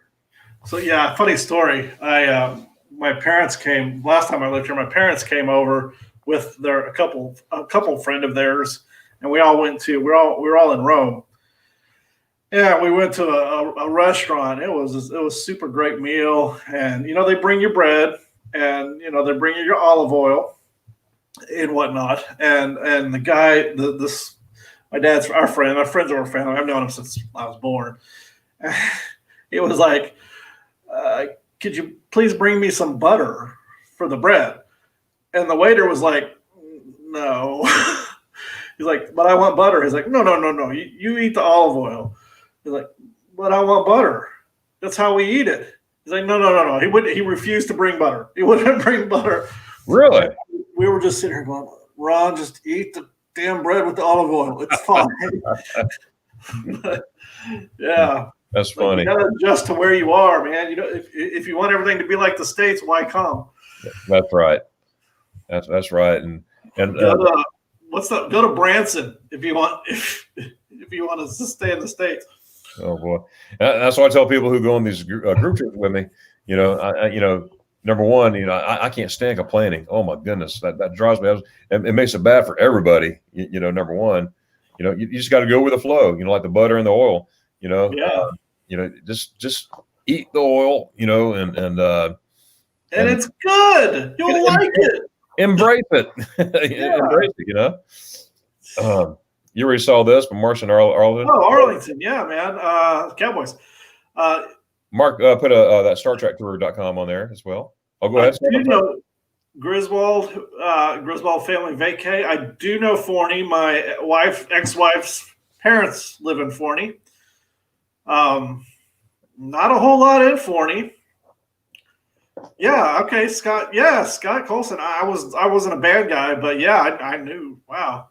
Small world, man. Like, it is a small yet big yet small world. And like I was saying, I'm gonna be in your hometown in a couple of weeks. So if you're going to Dallas, if you're going to Arlington, you may. Well, I don't know what your plans are, man.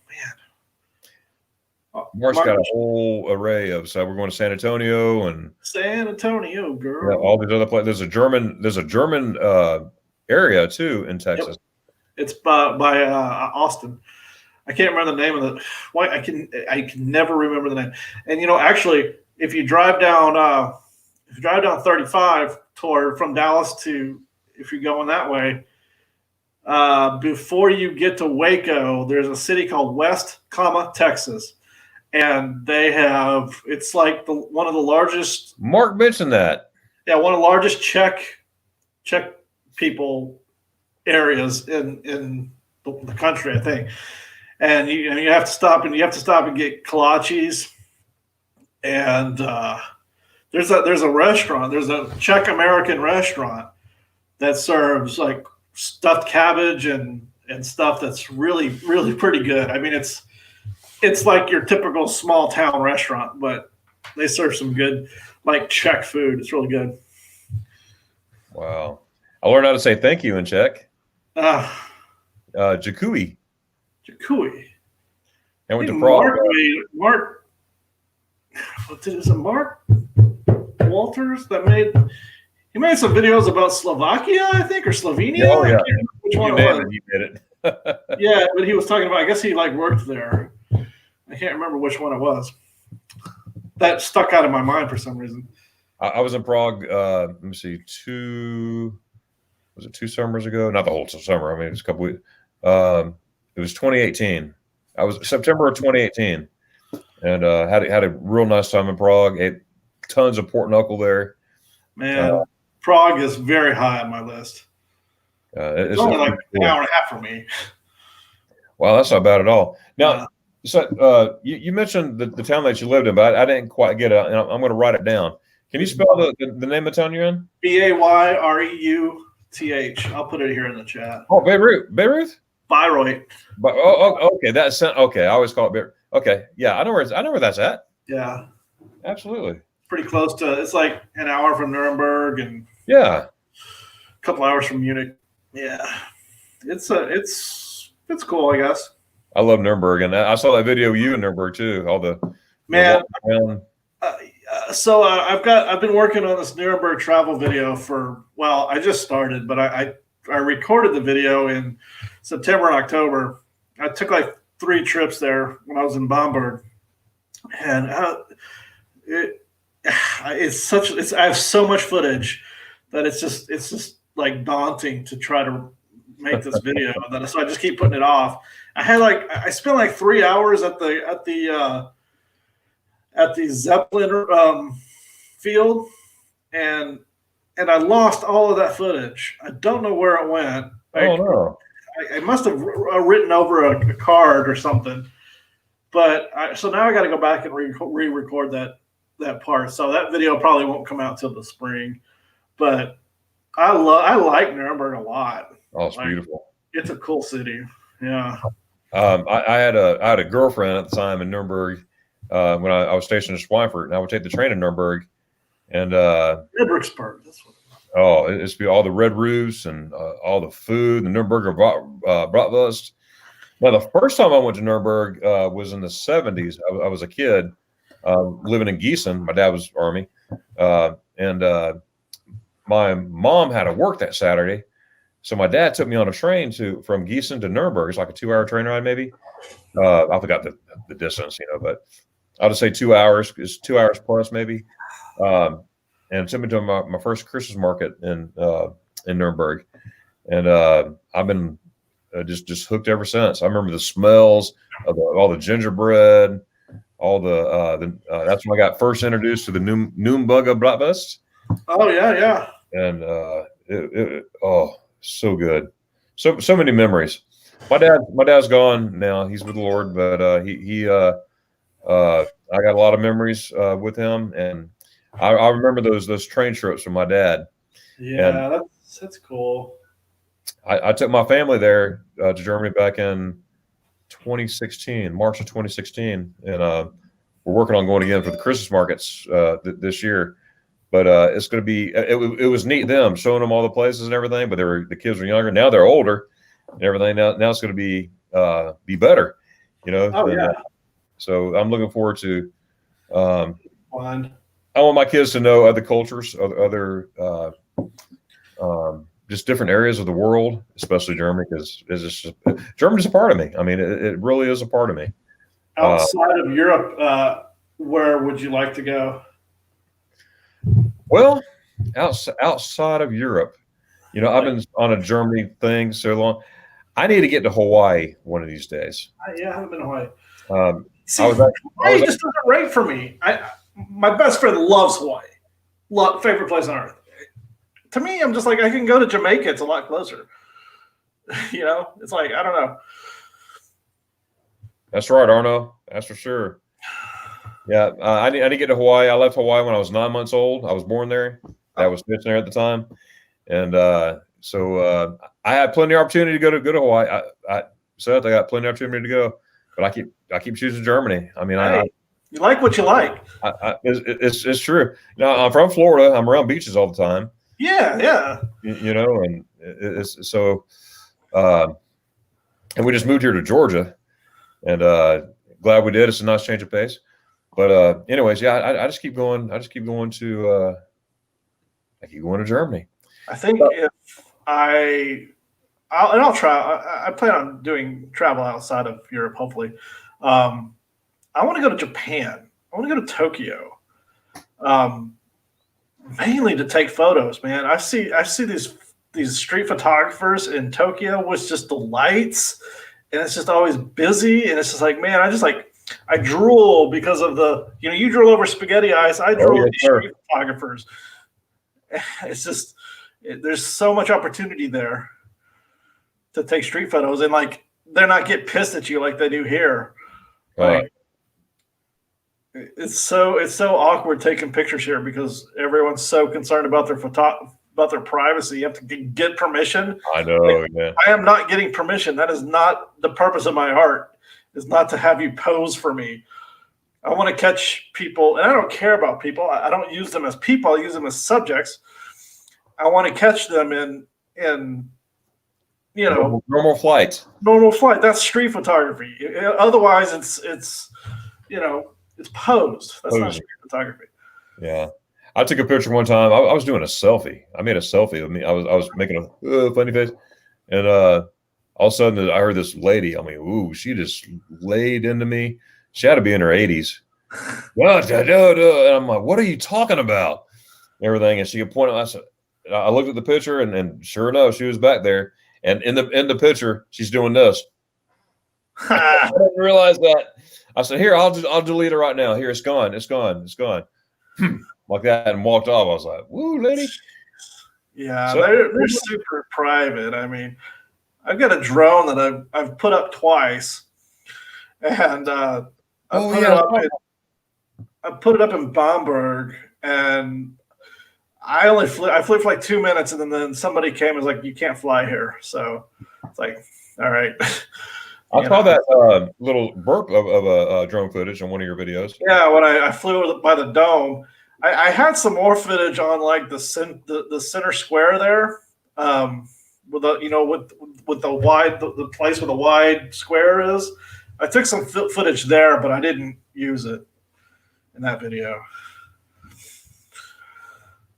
Yeah, that's with Bluebell. Now, I'm sure you're being from Texas. You know what Bluebell is.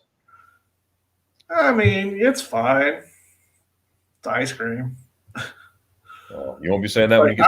I'm not a Bluebell. I like it. It's fine. I'm just not one of those people who like goes gaga over Bluebell. Right. But I will go gaga over Whataburger. Or those people gaga over spaghetti ice, man. That's nuts. Spaghetti ice people. Can't be someone be so crazy craving spaghetti ice. That's crazy. That would be me. You like what you like. That's right. Homer Richard Wagner. Yeah, it is the humble Richard Wagner. Yep. It's got some history there for sure. Here for sure. I want to go in the Opera House, but it hadn't opened yet. It's not been open since I've been here. Hey Vera, I'll send you that message. I can't do it right now, but I will later. I promise. So, but I unable to do it at this moment. Oh, Vanderella, great conversation, gentlemen. Well, thank you, madam. Thank you. I appreciate that. Kelly, her name's Kelly. She's an awesome person. Her and Johnny, yeah, they're great folks for sure. That's awesome. Yes, I agree. Mr. Means Travel, hey, how's it going there? We like we were talking about Seth earlier. Normally I have my lives at 7, but I'm going to accommodate times. I did not realize that Means to Travel. They had a live at the exact same time at 11, and I was like, oh my goodness, I felt bad. I didn't see it at the time. Yeah, that sucks. But when you get a chance, please check out Means to Travel. Sure, Mr. Means to Travel here, but it's a Liz and Derek. They just got back from England, or I'd say the UK, because they were in England, Scotland, and all those places, and they just, first of all, they're a great couple. They're a fun couple, and they're very knowledgeable, about travel and stuff like that, and especially around the UK area. So if you get a chance, yeah, definitely. I like it. I'll check out every. I always check. I love travel bloggers and people in my. I try to stay up with people in my own niche. I'm sorry about that. For sure. Absolutely. Yeah, it's a lot of fun. This is a lot of fun meeting folks like you and Means of Travel and Sarah and all these people. Well, I better plug up my laptop here. I don't want to get there we go. Got some hellos. Hawaii is amazing. I went there in 2016, both land and cruise vacation. Oh, nice, Mary. That's awesome. I need to get to Mary. I need to get to Hawaii. I'm going to take my family there as well. I'll probably make it within a trip from Germany. I'll go to Hawaii for a day, go to Germany for 14 days. That's pretty fair. Here, I'm in Hawaii. Okay. Time for spaghetti eyes. No, but you can get the God, what is it called? I can't remember what it's called. It's spam sushi. It's like spam wrapped in rice, like sushi style. It's so good. Oh boy. It sounds awful, but yeah, oh boy. It sounds awful, but it's pretty good. I have a question for the day for you, Seth. All right. Have you ever had Mets? You know, we had this conversation on my channel. I haven't. It's on my list. I will try it. I forgot about the conversation, but thanks for reminding me. Yeah, we spent a good chunk of time on Met and Metigal. I think it's called Metigal. That's how they Metigal. Yes. Metigal. And this damn thing is shaped like a porcupine or something. It's not a porcupine. It's another animal similar to a porcupine. But I'm like, I can't believe you eat this stuff. But I'll try it. I'll try anything once, but I haven't had it. I'm going to try it. My next trip, and I'm going to make sure it's on film. Maybe when I get there, we could eat it together at the same time. I'll eat some Met with you for sure. Okay, all right. I've never seen it here though, so I don't know if it's a regional thing. I think you just go to any butcher shop, any butcher shop there, or grocery store that has a butcher in the back. Yeah. I don't know that it's a Bavarian thing. Like I've just never seen it. I've not seen it in stores. I've not seen it anywhere here. It could be I know in the NRW it's a thing, but I don't know. I'm more than willing to travel to try a food. Sure. Now this is the Mrs. Finley. This is Mark's wife Terry. Hey Terry. Guten Tag and Guten Abend for Seth. And good. It's fine. I'll answer to anything. Yeah, that's right. Seth, right? I said Seth. Yep. No, you did. Okay. Woo. You did. All right. I look forward to see you and Mark in a couple of weeks out there in Dallasville. Down in the house. All right. Japan is so cool. Need to go back over there for a longer trip. I need to check out Japan too as well. And speaking of that, I meant to tell you, Passport 2, Seth, if you go back to one of their beginning videos, they start out in Thailand and they go to Japan. That's their earlier videos. Yeah.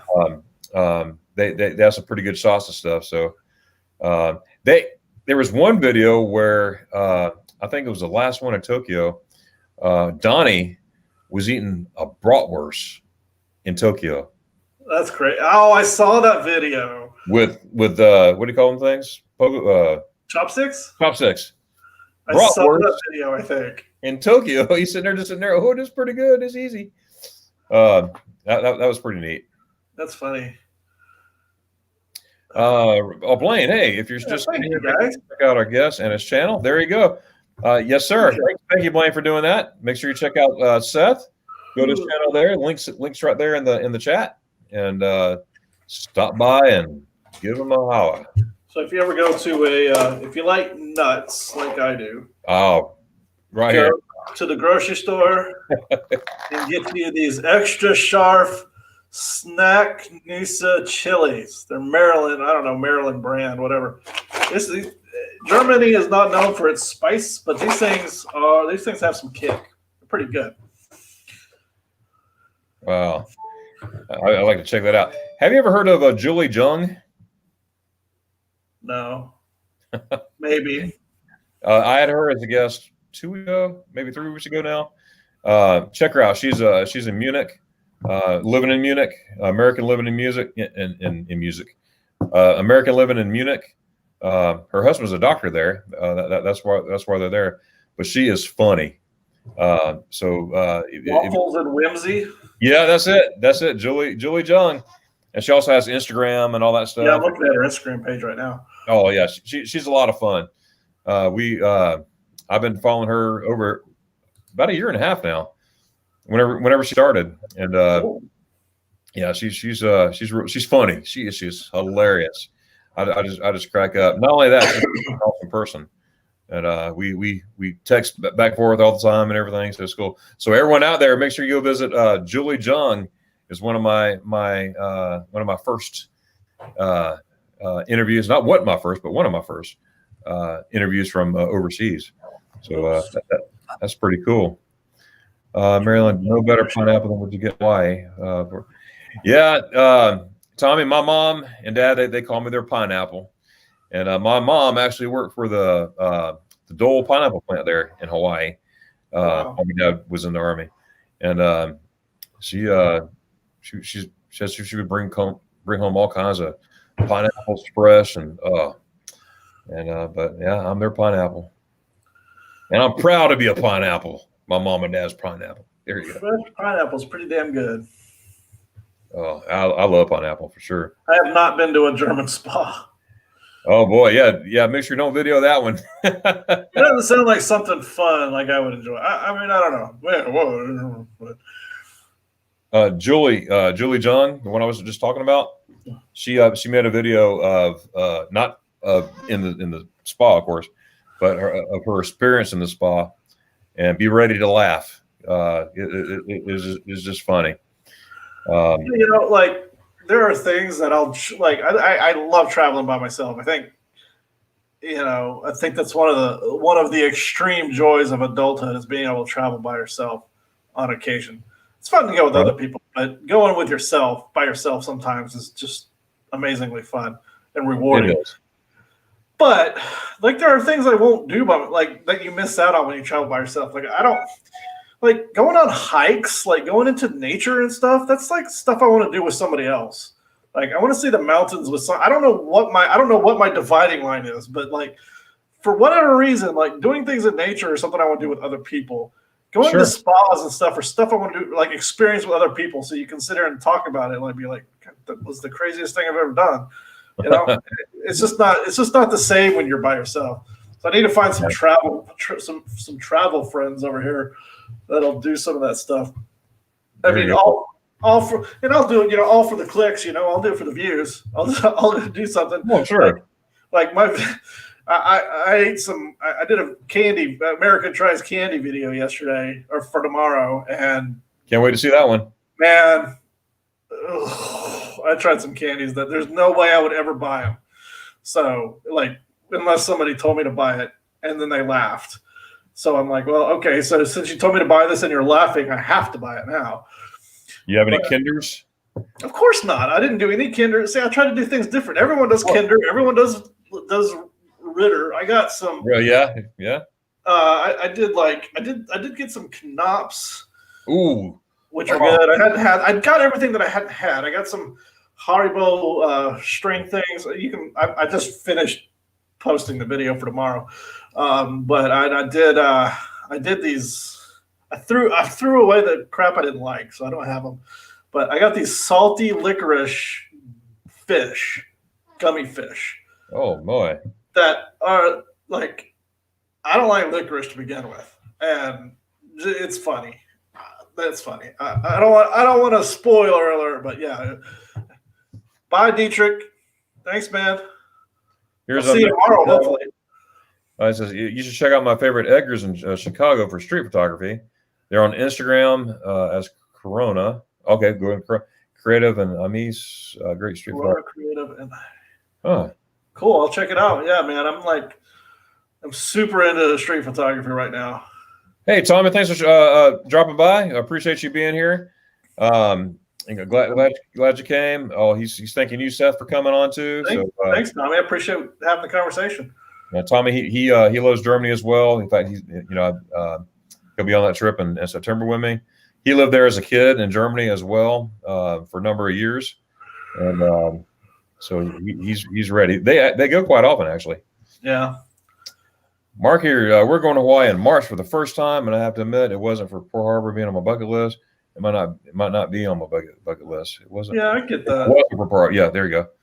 I mean, I would like to go. Like, I play golf. I mean, I haven't in a while, but I would love to go and play golf there. I think that'd be amazing. But yeah, I don't know.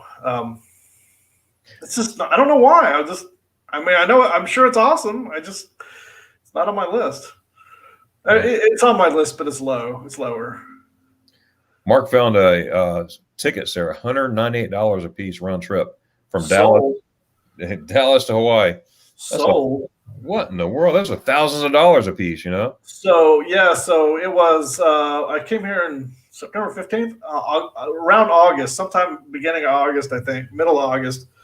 It was 108 degrees in Dallas.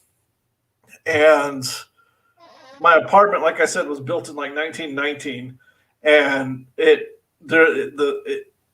was normally like 85 degrees inside in the summer. And it just could not get cold.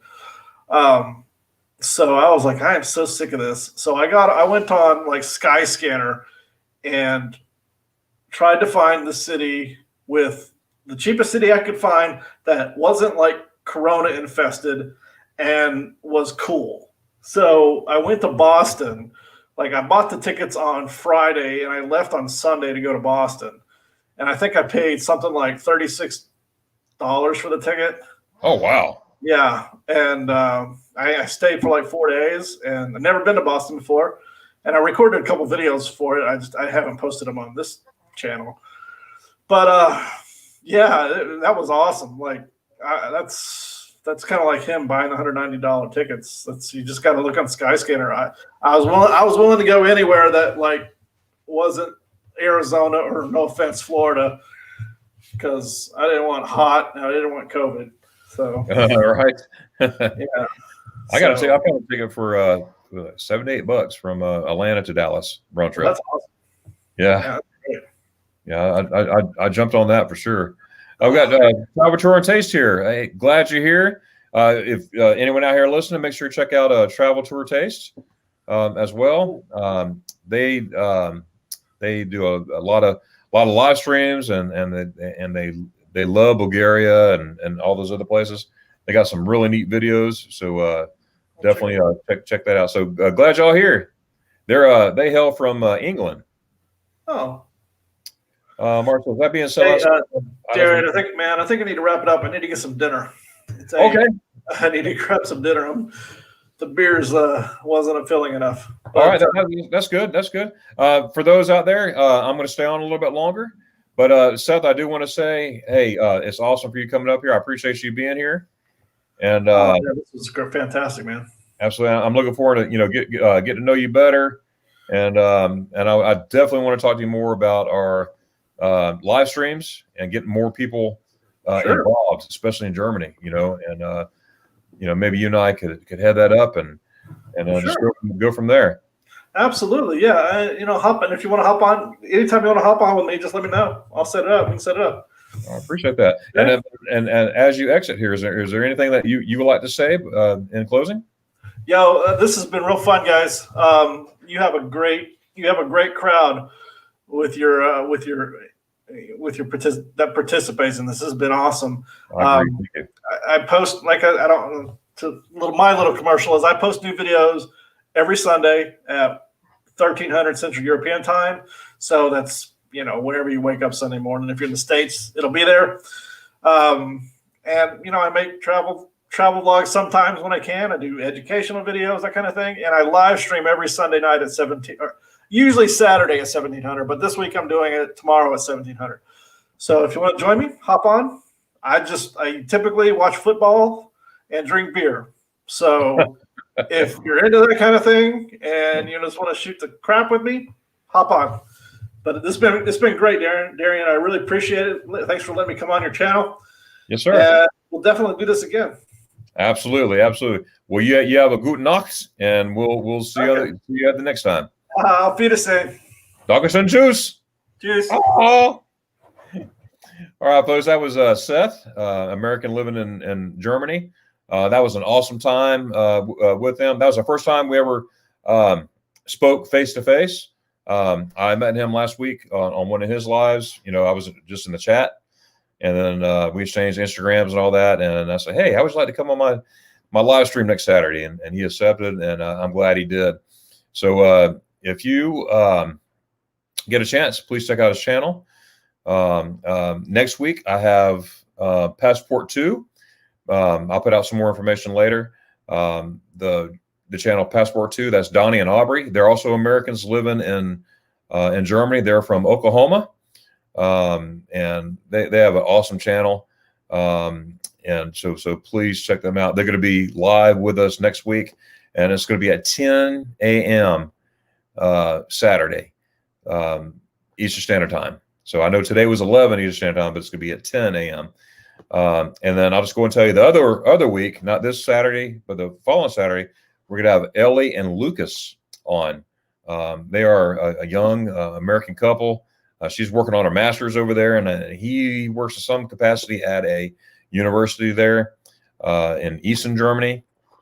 And so looking forward to that. And that's going to be at noon, I believe. Yeah, noon. But I will put out all the times and everything.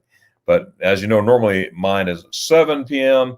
But again, to accommodate my guests from other areas, especially Germany, I'm going to accommodate that time there. So Mark, I'm going to stay here a little bit longer. I definitely want to get through this chat here. And make sure to answer everybody. That's the last thing I want to do is not answer anybody. So Mark says, that being said, last night I marked items on my map that we wanted to try to see, and there are 22 places. Got to narrow down. Well, that's a lot of places, Mark, depending on how much time you have to do that for sure. Couple days. Have a great weekend. Got some good goodbyes here. Okay, Seth, you're right. My son will pack all kinds of foodie things. And Lori, I will convey to he probably will to Seth to make sure you check out his messages here. All about a few things bring my wife. There you go. Still listening, going to pick up hey, all right. All right, Vera, I'll definitely check that out for sure. Hey, choose Derek, thanks for coming by. That is really, really cool. We'll see each other around. I know as a matter of fact, Seth's going live tomorrow at 11 p.m. or 11 a.m. Eastern Standard Time. I won't get there until afternoon. But I'll definitely be there. I'll catch him. I'll catch him that for sure. And ooh, there we go. Okay. So how long been there? He's Hezekiah. I believe he's been in Germany since September. I think that's what he said earlier. So please don't hold me to the exact day or month, whatever. I think it says since September, but he lived in Germany as well for 4 years in Spangelum when he was in the Air Force there. So I do know that. You are very welcome. See, Lori, so it was a great chat. Thanks for being on. I'll make sure that he gets that message there, Lori, for sure. And hello to Hezekiah Gibson. Good stuff. Yeah, I'm still here. Here it is, January 9th. And still have not been to Germany since October 1st, 2019. That sounds so weird. That sounds so weird to to do that, but or to say that anyway. But hey, guys, I'm going to go ahead and call it. I'm caught up here in the chat. I just want to say thank you to each and every one of you for coming by today. I've been on here 3 hours and 8 minutes. Wow, that time really flew. We had an excellent guest, Seth. Remember, next week we have Donnie and Aubrey with Passport 2. And then the following week, we're going to have Ellie and Lucas. Check out the times. I'll make sure to, make sure it's posted. And so you will see that. For those of you who don't know, I do have a Facebook group page, and it's called Magnificent Germany with Darren. All you do, you just hit join. And you answer the questions, and then I'll accept you. That's a place where you can put your pictures of Germany, videos of Germany, anywhere. I open up to anywhere in Europe, but especially Germany. And that's where I put my pictures and videos, and everybody else that's in the group that they do the same thing. and which is really neat to see all the different pictures of their times, their experiences in Germany and whatnot. So it's really cool. But I really like to encourage you to do that. And you don't have to have stuff to put on there. You could just come there and watch and look at everybody else's pictures and just dream. It's free to dream. It's always free to dream. Remember that. I also put out new content every Monday. I got a different one I'm doing Monday. I never done anything like this before. I'll be working on that today. So it's gonna be different. I'll put it this way: I was challenged. I was given a challenge, and I need to answer that challenge. So I'm going to be calling out folks too to challenge them as well. But anyways, that's all I have right now. We do have our group trip in September. We have 9 folks already. That's the cutoff point. Nine people. If you want to be on a wait list or something, you just let me know either through my group page on Facebook, or just send me a message and I'll write your name down. Of course, first come, first serve, just in case someone cancels or whatnot. You just never know. But yeah, definitely. Great live stream. Hey, thanks, Danny. Have a good day, everyone. Hey, you have a great week there. Be sure to update me on Germany plans next time. I sure will, Lori. Absolutely. Take care. Guten Nacht. Oh, that's right, Vera. All right. Guten Nacht. Take care. Nabol, thanks for coming all the way from France, too. That's cool. 4-man. Hey, thanks a lot, Kenneth. That was fun on your live stream last night, too. Bye, everyone. Bye, Nabol. I'm going to leave. And if you know me, I got to give my goodbye in German. And I got to do it in a Darren fashion. All right, so I'm going to count to 3. Now, those that know me know what to do. And this is what you do. I'm going to count to 3, and we're going to say, Dankeschön, tschüss, at the same time. Okay? Now, I'm going to trust that everyone's going to do this. I can't see out there, but I'm going to trust that everyone's going to do this. All right, so on the count of 3, I'm going to do it in German, too. Okay, ready? Here it goes. 1, 2, 3. Dankeschön, tschüss. Oh! I'm not crazy. I just like to have fun. See you. Bye.